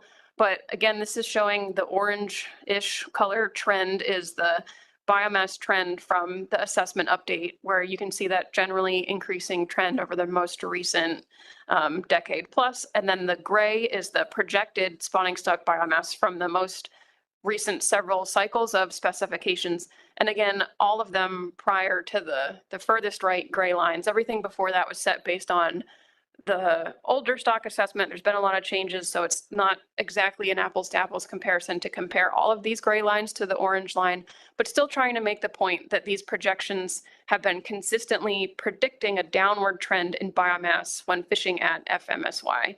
However, actual biomass has trended upward according to the most recent assessment. Also, this monitoring committee member noted that catch has met or exceeded the ABC during the time period of all those gray values on the screen there, and that this generally suggests that the current approach may be overly conservative and we need to reevaluate and improve the methods for ABC projections. So next I'm going to walk through the flowchart of all the other catch and landings limits that kind of derive from the ABC. So these are things that we talk about with the monitoring committee each specification cycle. And again, the monitoring committee had a lot of concerns with the projections. Some of them said they were opposed to using this ABC at all, but they agreed, you know, the council's bound by this ABC. If we were to step through this flow chart, they agreed to all the values for what comes below it. And everything is just based on the same methods as prior years, just updated with data through 2023. So for that reason, I'm not going to describe many of the details about how we came up with the specific numbers, just because the monitoring committee is recommending maintaining the same methods, especially for the discard projections, because that's something that can vary. But I'll just, you know, walk through how we get to all these numbers. So first we start with the OFL from the stock assessment projections, the ABC that's recommended by the SSC. I will note that everything on these next slides for the ABC and further down, the values differ a little bit from the staff memo, because the staff memo was written before the SSC meeting and it wasn't known what OFLCV the SSC would use. So the staff memo just went with 100% OFLCV because that's what the SSC had previously used, but they went with 150%. So all the values in the PowerPoint differ from what was in the staff memo by a little bit. So I just wanted to make that clear. So the next step after the ABC is it's divided into a commercial and recreational ACL based on the allocation percentages defined in the FMP. So it's required that 45% of it is a commercial ACL and 55% is a recreational ACL. So that's just a straightforward calculation. You can see the results there. These ACLs are both 20% lower than 2024, just because of the 20% decrease in the ABC. And then from there, there can be a deduction for management uncertainty. So the ACTs, or annual catch targets, in each sector can be set less than or equal to the ACLs to account for management uncertainty, consistent with the recommendations for past years for black sea bass. The monitoring committee is recommending no buffer for management uncertainty. So in both cases, the ACTs are equal to the ACLs. And this is not to say that the monitoring committee thinks there is no management uncertainty. They just felt that a further restriction for management uncertainty would not be an appropriate tool to use for 2025. And their rationale was similar to past years and was the same as Hannah described for Scup and as Kylie described for summer flounder yesterday. So in the interest of time, I'm going to skip over those details and just say that it's maintaining the same recommendation as prior years. And then next, we subtract projected discards in each sector to get to the commercial quota and the RHL. So again, just same methods for how these The discards have been projected as in prior years, just updating it with new data results in the values showed on the screen here. So a commercial quota of 4.78 million pounds, which is a 20% decrease compared to 2024, because for the commercial fishery, everything's scaling with the decrease in the ABC. On the recreational side, it's a 4.46 million pound RHL, which is a 28% decrease compared to 2024, because most of it scales with the ABC, but the discards for the recreational fishery are done in a little bit of a different way compared to the commercial fishery, so it doesn't scale directly. So that's why that's a little bit different there. The monitoring committee also talked about the list of federal commercial measures that can be modified through the specifications process. So the commercial possession limit, the minimum mesh size, pot trap requirements, and the minimum fish size. These have all been unchanged for many years, and the monitoring committee agreed that no changes are needed for 2025. In addition, no changes were recommended by the AP. So these are just the federal waters commercial measures, but the states have, some variations on these that could be different. For black sea bass, we also have this in-season closure buffer, which hasn't been fully implemented yet, but is expected to be implemented in time to be used for 2025. This was through Amendment 23. It's already been approved, just finishing the rulemaking process. So what this means is that the commercial fishery would close in season once landings are projected to exceed the coast-wide quota plus an additional buffer of up to 5%. So at a maximum of 105% of the quota, compared to it used to be 100%. And the reason to allow this additional buffer is concerns about how the quota is allocated among the states and the potential for some states to cause the overall coast-wide quota to be exceeded and then shut down all of the states before some other states have had a chance to harvest their allocations. This is not something that's actually happened yet, but there's concern that it could happen.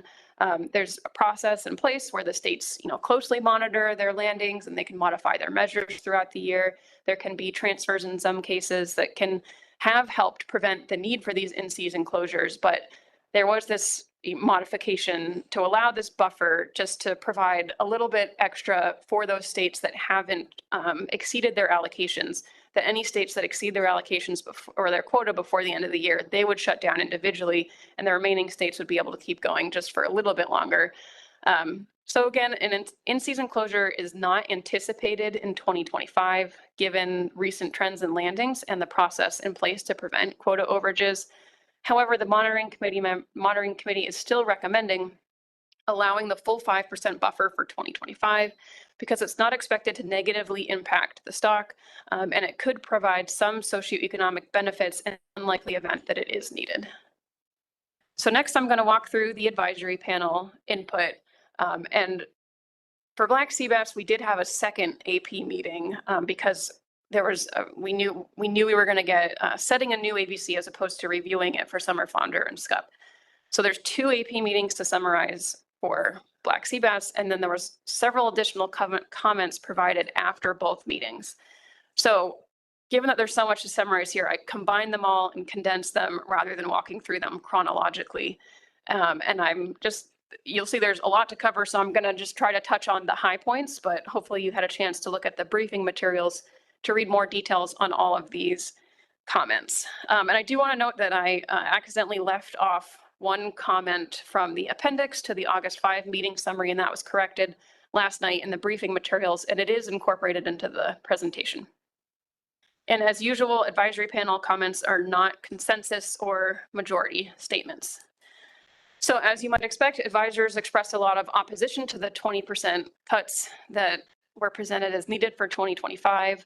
Similar to concerns that the monitoring committee raised, the AP also said they could not understand the rationale for cuts when biomass is 219% of the target level. One advisor said this was so frustrating that he was considering resigning from the AP in protest, and he suggested that others consider the same. Several advisors, I think it was 4, said that instead the catch limits should remain status quo, or they said something like we shouldn't have restrictions. 4 advisors said catch limits should be increased. A few advisors said things like, it feels like every fishery is being cut back. and liberalizing black sea bass would help take pressure off of other stocks such as summer flounder and striped bass.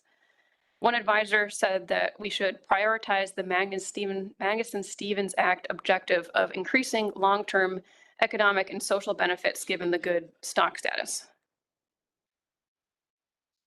You might be not surprised that the AP also weighed in on the ABC projections, with a lot of similar concerns as was previously discussed. So this figure was shown to the AP, and it shows the trend in biomass, and then everything to the right of the vertical line is the projection years. And then you can see it's all compared to the biomass target. So they looked at this figure and they talked about, like, why would these projections show such a sharp decline in biomass in the projection years when it's been consistently increasing for several years. Several advisors said these projections should not be used in management because they didn't seem to make sense. And one advisor said the projections seem to suggest that no harvest at all will be allowed in a few years given the precipitous decline that's shown.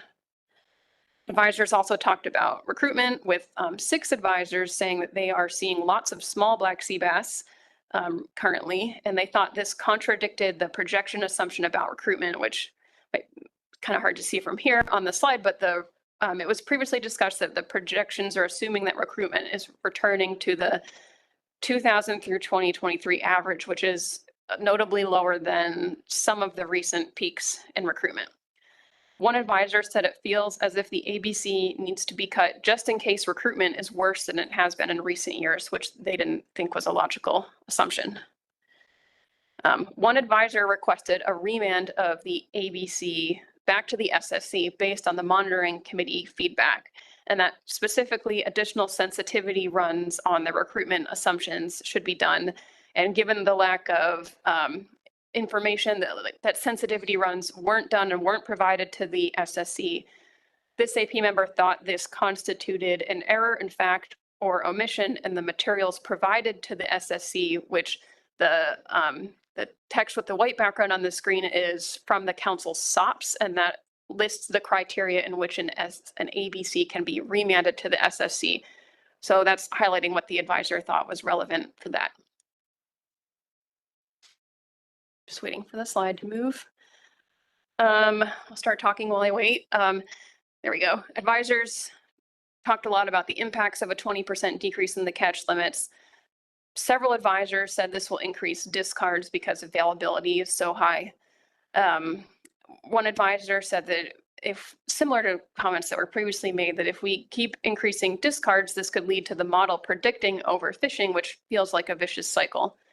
Lots of advisors said this level of a cut will negatively impact commercial and recreational sectors, and it'll make it hard for businesses such as commercial vessels and for-hire vessels to stay in business. And then also shoreside businesses such as fuel suppliers, bait and tackle shops, the hospitality industry will also be negatively impacted.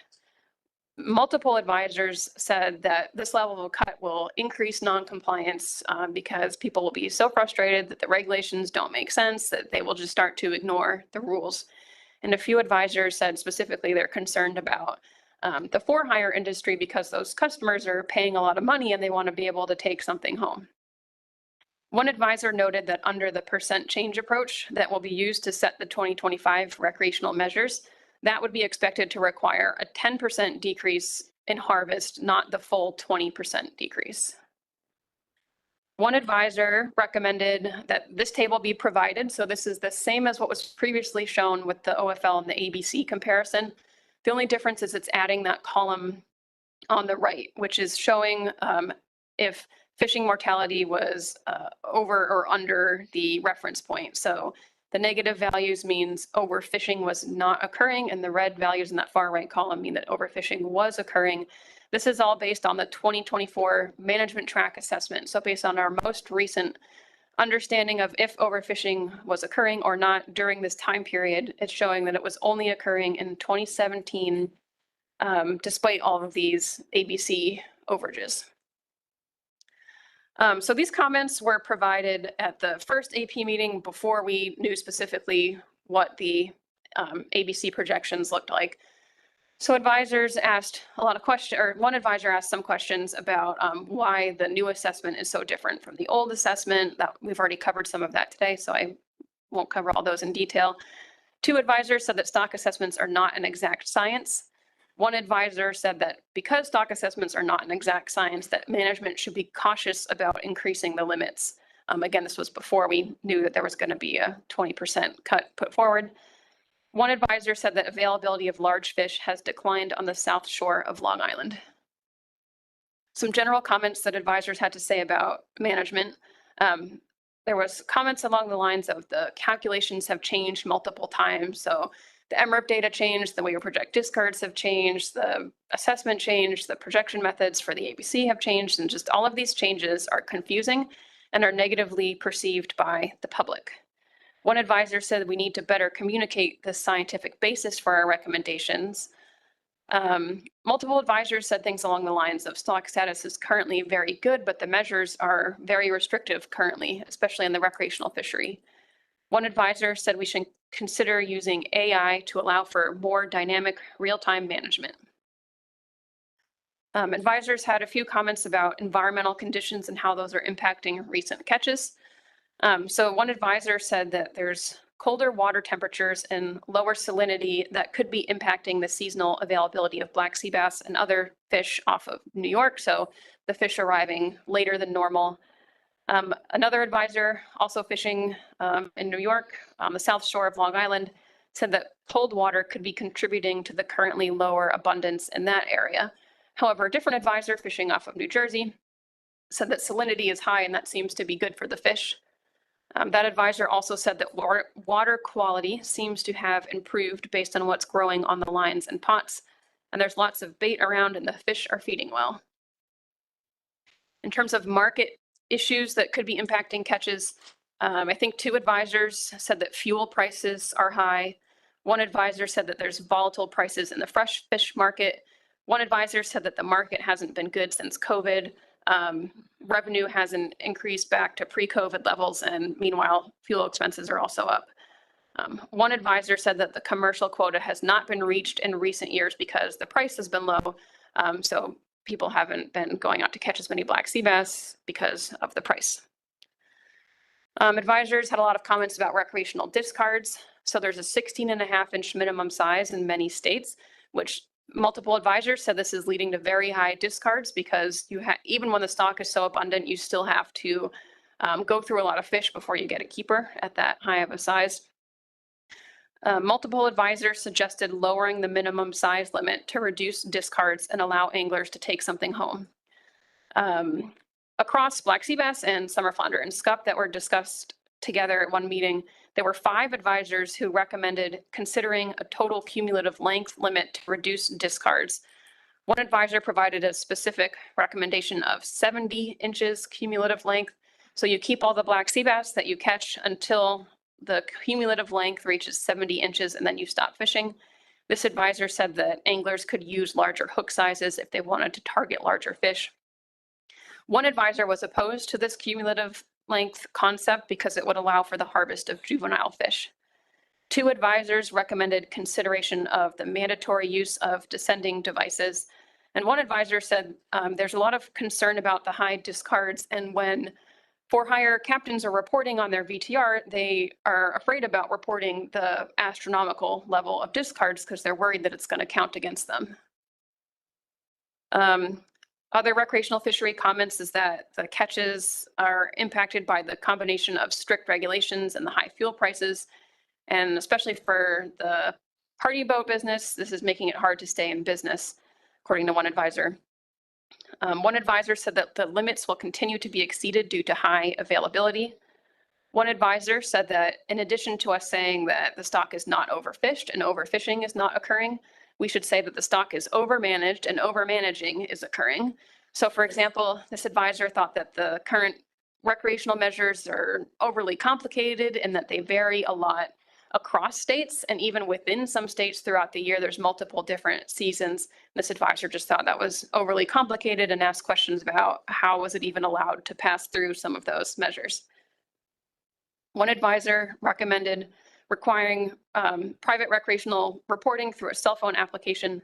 And one advisor expressed support for the ongoing recreational measures setting process, framework, and addenda, which is the next agenda item, because that action is considering setting measures based on multiple factors and not just the RHL as a way to kind of take a more holistic approach. One advisor said that fishing effort in New Jersey is still high in the recreational fishery, even though this year, for much of the summer, there's a bag limit of just one fish for black sea bass, and there's not much, that there's restrictions on other fisheries too. So this advisor was concerned that effort was so high under such a low bag limit. I think it was 2 advisors said that for-hire and private recreational sectors should have separate management measures. One advisor said that the private recreational sector needs to be more accountable, and that the for-hire and commercial sectors are accountable through their reporting requirements. 3 advisors talk about Long Island Sound recreational management. So these 3 advisors include 2 from New York and 1 from Connecticut, which is 3 of the 4 recreational council advisors from those states.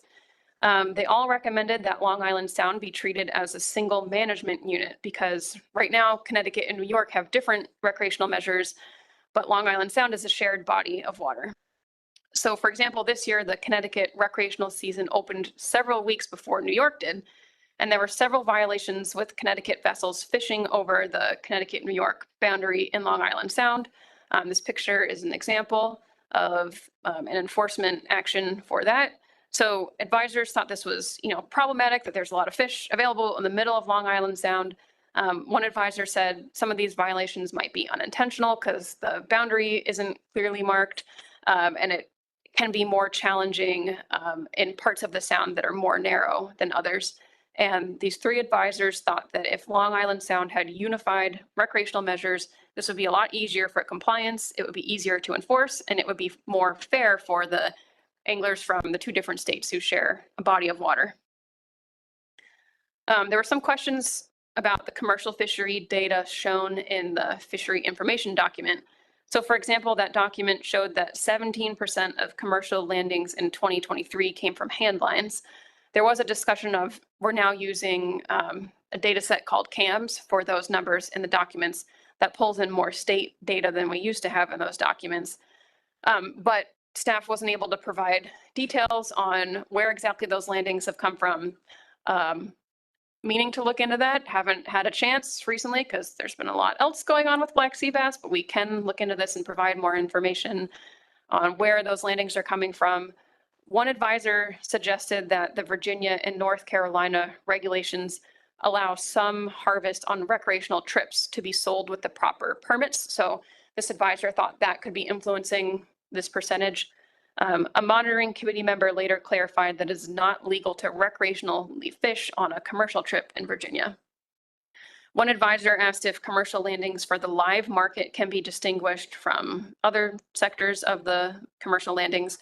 We determined that yes, this is possible, but also we haven't looked into it yet. We could be getting into instances of confidential data. One advisor said that commercial fishing has been good this year. And one advisor said that the Connecticut commercial landings in the fishery information document seem low. One advisor provided some comments about offshore wind energy.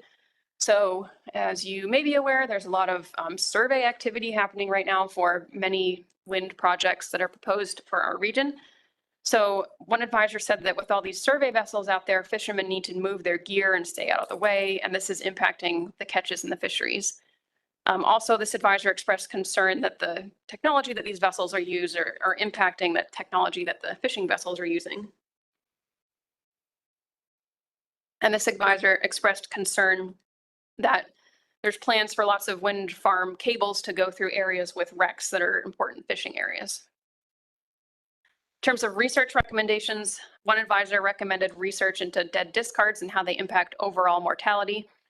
One advisor recommended research into migration to help understand future trends in the stock.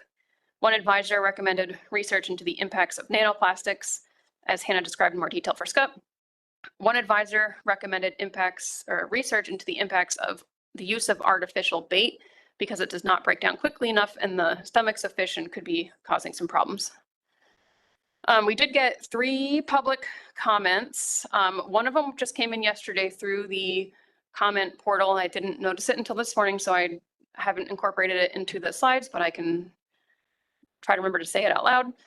So these are comments from people who are public and not AP members, but they reiterated a lot of things that the AP said. Things like cutting back on such an abundant species does not make sense. It's not clear why the projections are showing a decline. The recruitment assumption in the projections doesn't seem to make sense. Black sea bass are so abundant that they can't be avoided. Further restricting will only increase discards. Abundance is so high that it's negatively impacting other species. Other species are very restricted in terms of their recreational measures. Black sea bass are all that's left and they're thriving. Charter and party boats will be put out of business. Customers need to take home something to eat, and you need at least 3 fish to feed a family. That the measures should be liberalized or give the for-hire sector a larger percentage or at least status quo. And then again, there was additional public comment just saying that there's a lot of black sea bass out there, that there has to be a lot of discarding due to the minimum size limits. There's predation on those discards. So just concerns with the current recreational measures. And then lastly, I think last slide, if I can make it go. This is just summarizing the 2025 specifications that would derive from the ABC recommended by the SSC. And then again, the monitoring committee is also recommending that full 5% in-season commercial closure buffer and no changes to the other commercial management measures that can be changed through specifications. And that was it. Thank you for bearing with me. Thank you very much, Julia. If there is somebody that has a completely new burning question to bring before us, you can bring it up now. I think we've been around this table long enough to know in the last few days, everybody's been talking anyway. I don't think there's anything new that she's brought up today. Does anybody have any questions that they need to ask her?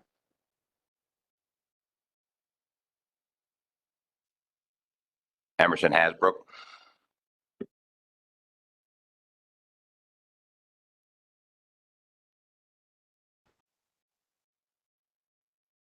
Thank you, Mr. Chairman. Can you hear me okay? Yes. So thank you, Julia, and thank you, Dr. Rago, for your presentations. Very thorough. But I've got a 2-part question. So if the monitoring committee could not explain the 20% decrease in AVC, how do we go back to our stakeholders and explain the decrease? What is the explanation? That's the first part of my question. And the second part of the question is, since we've exceeded the ABC every year except for one since 2014, how does that ABC overage for all those years influence the 20% ABC reduction for next year? Thank you. Julia. I'll take a first crack at it. I kind of feel like the first question was maybe rhetorical, but we have projections from the stock assessment that show that this level of a decline in the ABC is needed. If I'm understanding the question right about the ABC overages, I think this question has come up before, and my answer is that I think the assessment, doesn't really care so much if the ABC was exceeded or not in the past. The assessment just needs to consider what the actual catch was, and whether or not it exceeded the ABC that was based on prior assessments. That's not really explicitly factored into the assessment. It just takes the overall catch value. And I don't know if Dr. Hare or anybody else wants to elaborate on either of those questions. I think you're exactly right, Julia. The assessment uses the actual catch, and it's not, it's not looking at whether an ABC was exceeded or not.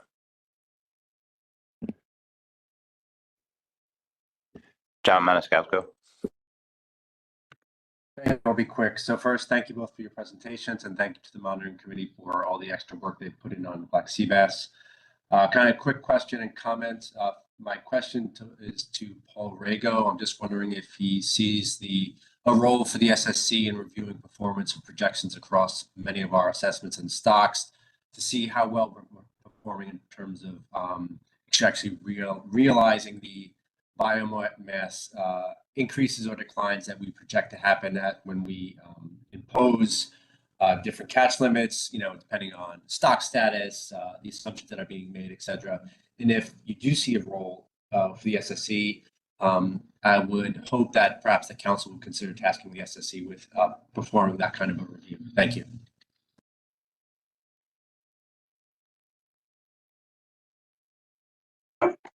Thank you, John. I appreciate the question.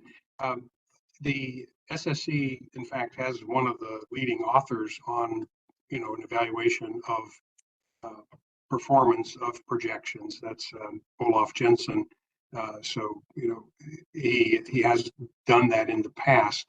I think your question is perhaps more specific with respect to performance in the Mid-Atlantic.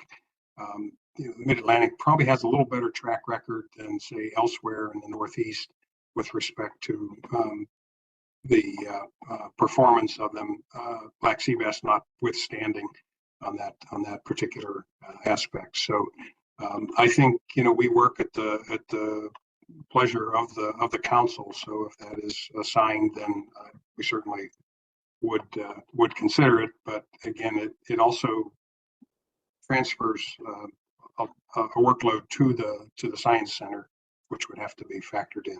So thank you. Chris Pat-Savage. Thank you, Julia and Paul, for the presentation.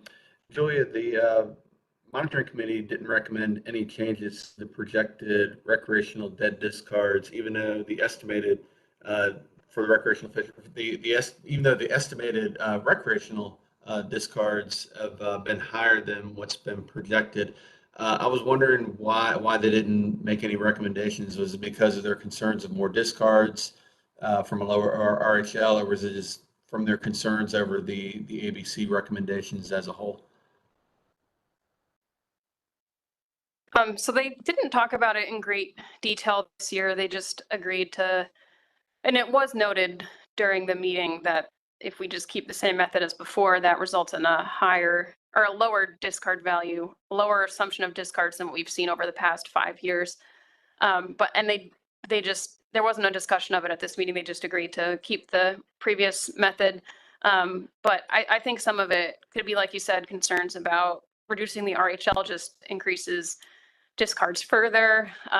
They've considered a bunch of different methods for how to do it in the past and haven't come up with, there wasn't like an alternative method that they put forward to use.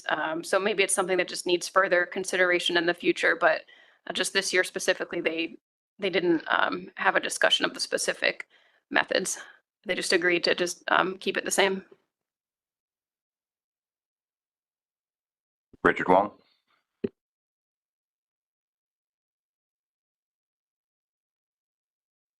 Thank you, Mr. Chair. Thank you for giving me the opportunity to discuss this. It's been on my mind as a monitoring committee member for many years, and now as a council member. It's pretty clear that the projection performances have been off the mark, for some time. And these near-term projections, they tend to underpredict the population size.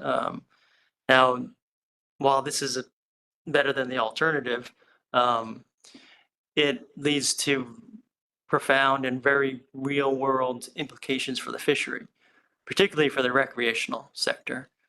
It leads to lowered RHLs and the transfer of harvest into discards. It's very alarming to see the discard removals and trending into 40% of the annual catch targets. And I don't think the council or the commission wants to continue down this path of creating more discards at the sake of yield. So I think the assessment was excellent. but there is an issue with the projection. And given this uncertainty in the projections, well, if we cut the ABC by 20% and this persistent under projection continues, for a fact, we will be creating more discards and transferring real yield into discards. And there would be no real benefit to the recreational sector. You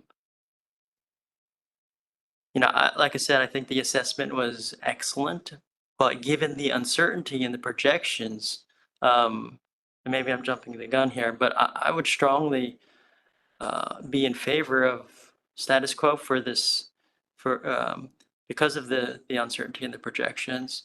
And if that's at all a possible path forward for the council.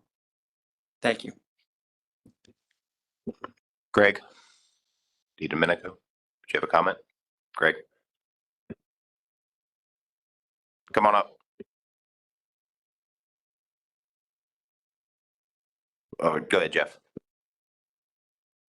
Yeah, thank you, Mr. Chairman. So can I ask a question of Dr. Rago? Yes.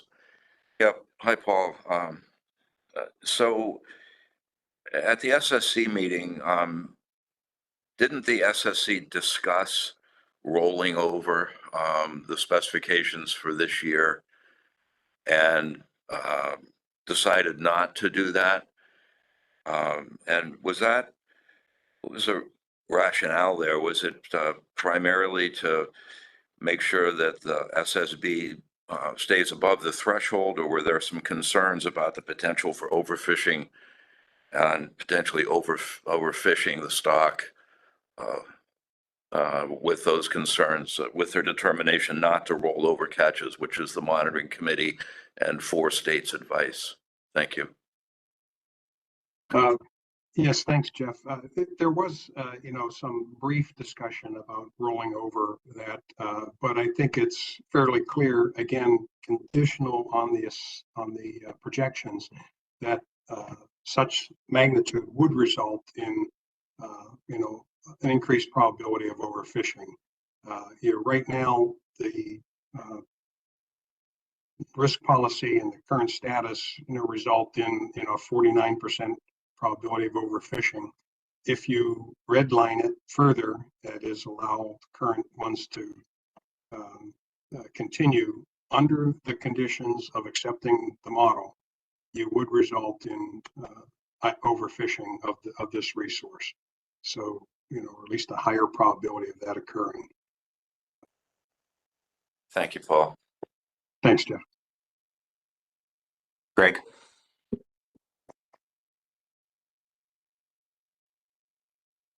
Mr. Chair, I'll be brief. I know this is a difficult topic, but it's difficult for everybody. I'm trying to understand a few things before I make comments this afternoon. So one question for Paul Rago. Hi, Paul. It's Greg DiDomenico. How are you? Hey, Greg. Good. Thanks.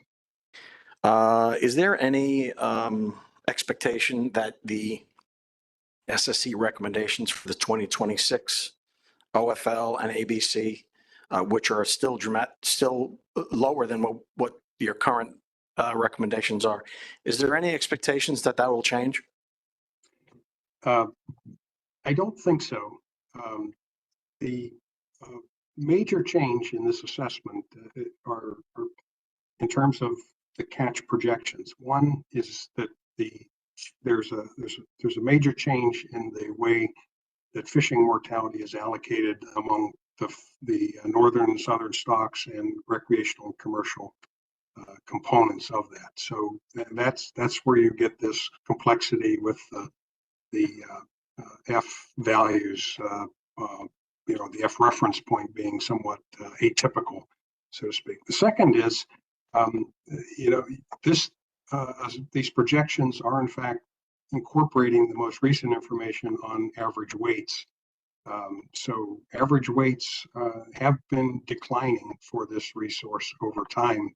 So that's, again, the second component of that. And then the third component is the the recruitment.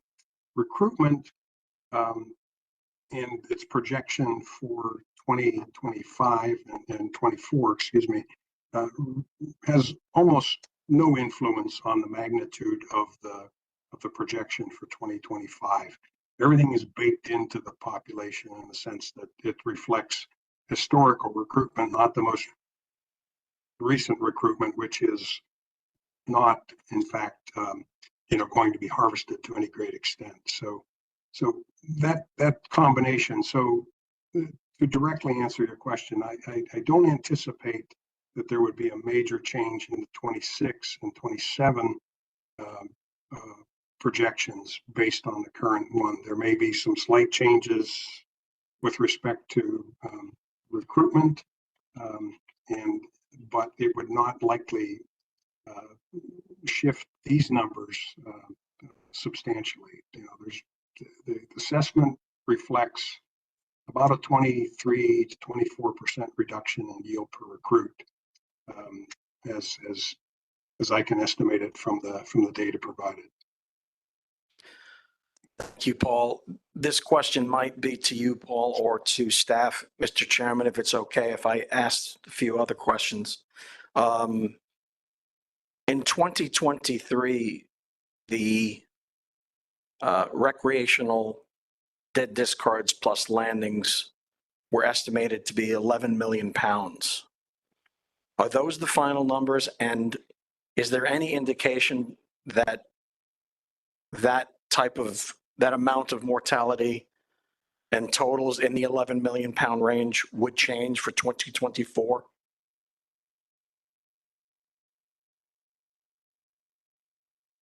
Julia.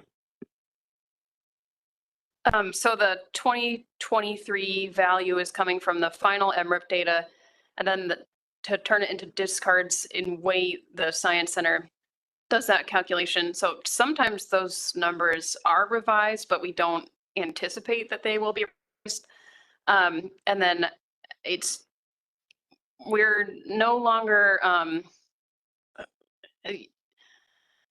under constant recreational measures. Recreational catch and harvest can fluctuate a lot. And so we wouldn't necessarily expect that 2024, like if 2023 was 11 million pounds, we wouldn't necessarily assume that 2024 would be very close to that because there's so much that goes into it. The recreational measures did stay basically status quo in 2024, but obviously there's a lot of other factors that go into catch. So maybe it'll be close to that, but we've seen in the past that even with constant measures that catch can fluctuate a lot. So it's hard to predict catch in the future. We do have the RDM now that helps a lot. But since we did a status quo approach for 2024, we didn't rerun that. So we don't really have a prediction of 2024 recreational catch at this point in time. So it's safe to say it could be higher or lower. Yeah. Okay. And you just reminded me, you obviously you recall because you were tasked to do the job. A 10% reduction was ignored for 2024. Can we do that again this year? I can't say yet. We have to go through the process in the fall of rerunning the RDM, going through the percent change approach process. When we change measures, the percent change approach says that we change measures in cycle with updated assessments. So if we have a new assessment, we're looking at a revised ABC, et cetera. So we would go through that process and see what the numbers say. And under the current percent change approach, there's no status quo outcome for stocks at this biomass level. So following the process, we would be presumably looking at changing measures under the changed RHL. And lastly, when the discussion last fall was taking place on this exact topic, there was a bit of a discussion and a warning that this exact scenario would happen, that not taking the 10% reduction for 2024,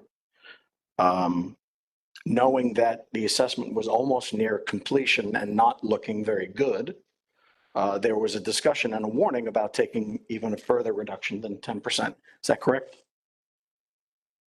I believe so. Like you said, we didn't know what the assessment was going to show at that time, because we didn't have the management track yet. But I think it was more along the lines of, if things, based on what we knew, then if there was going to continue to be catch that was, harvest that was high above the RHL, that until we get to a place where harvest is closer to the RHL, which honestly, we did get a little bit closer to the RHL in 2023. But if we're in a place where harvest continues to be notably above the RHL, then we will, each time we go through the specification cycle under the percent change approach, we would be taking 10% reductions. And, we'll describe some more detail in the next agenda item, but unless we get to the place where within that confidence interval, which means that we think harvest will be close to the RHL. So it is a trade-off that the council and the policy board have taken on with the percent change approach, where in the past we might have taken like a much bigger reduction all at once, and the percent change approach takes more incremental changes over time. Thank you. And thank you for letting me take up some time. All right, we have 12:08. Do we want to power through this and start voting, or do we want to take a lunch and people can caucus at lunch? How do we want to do this? I'm okay with going to lunch. Lunch is good for me too. Okay.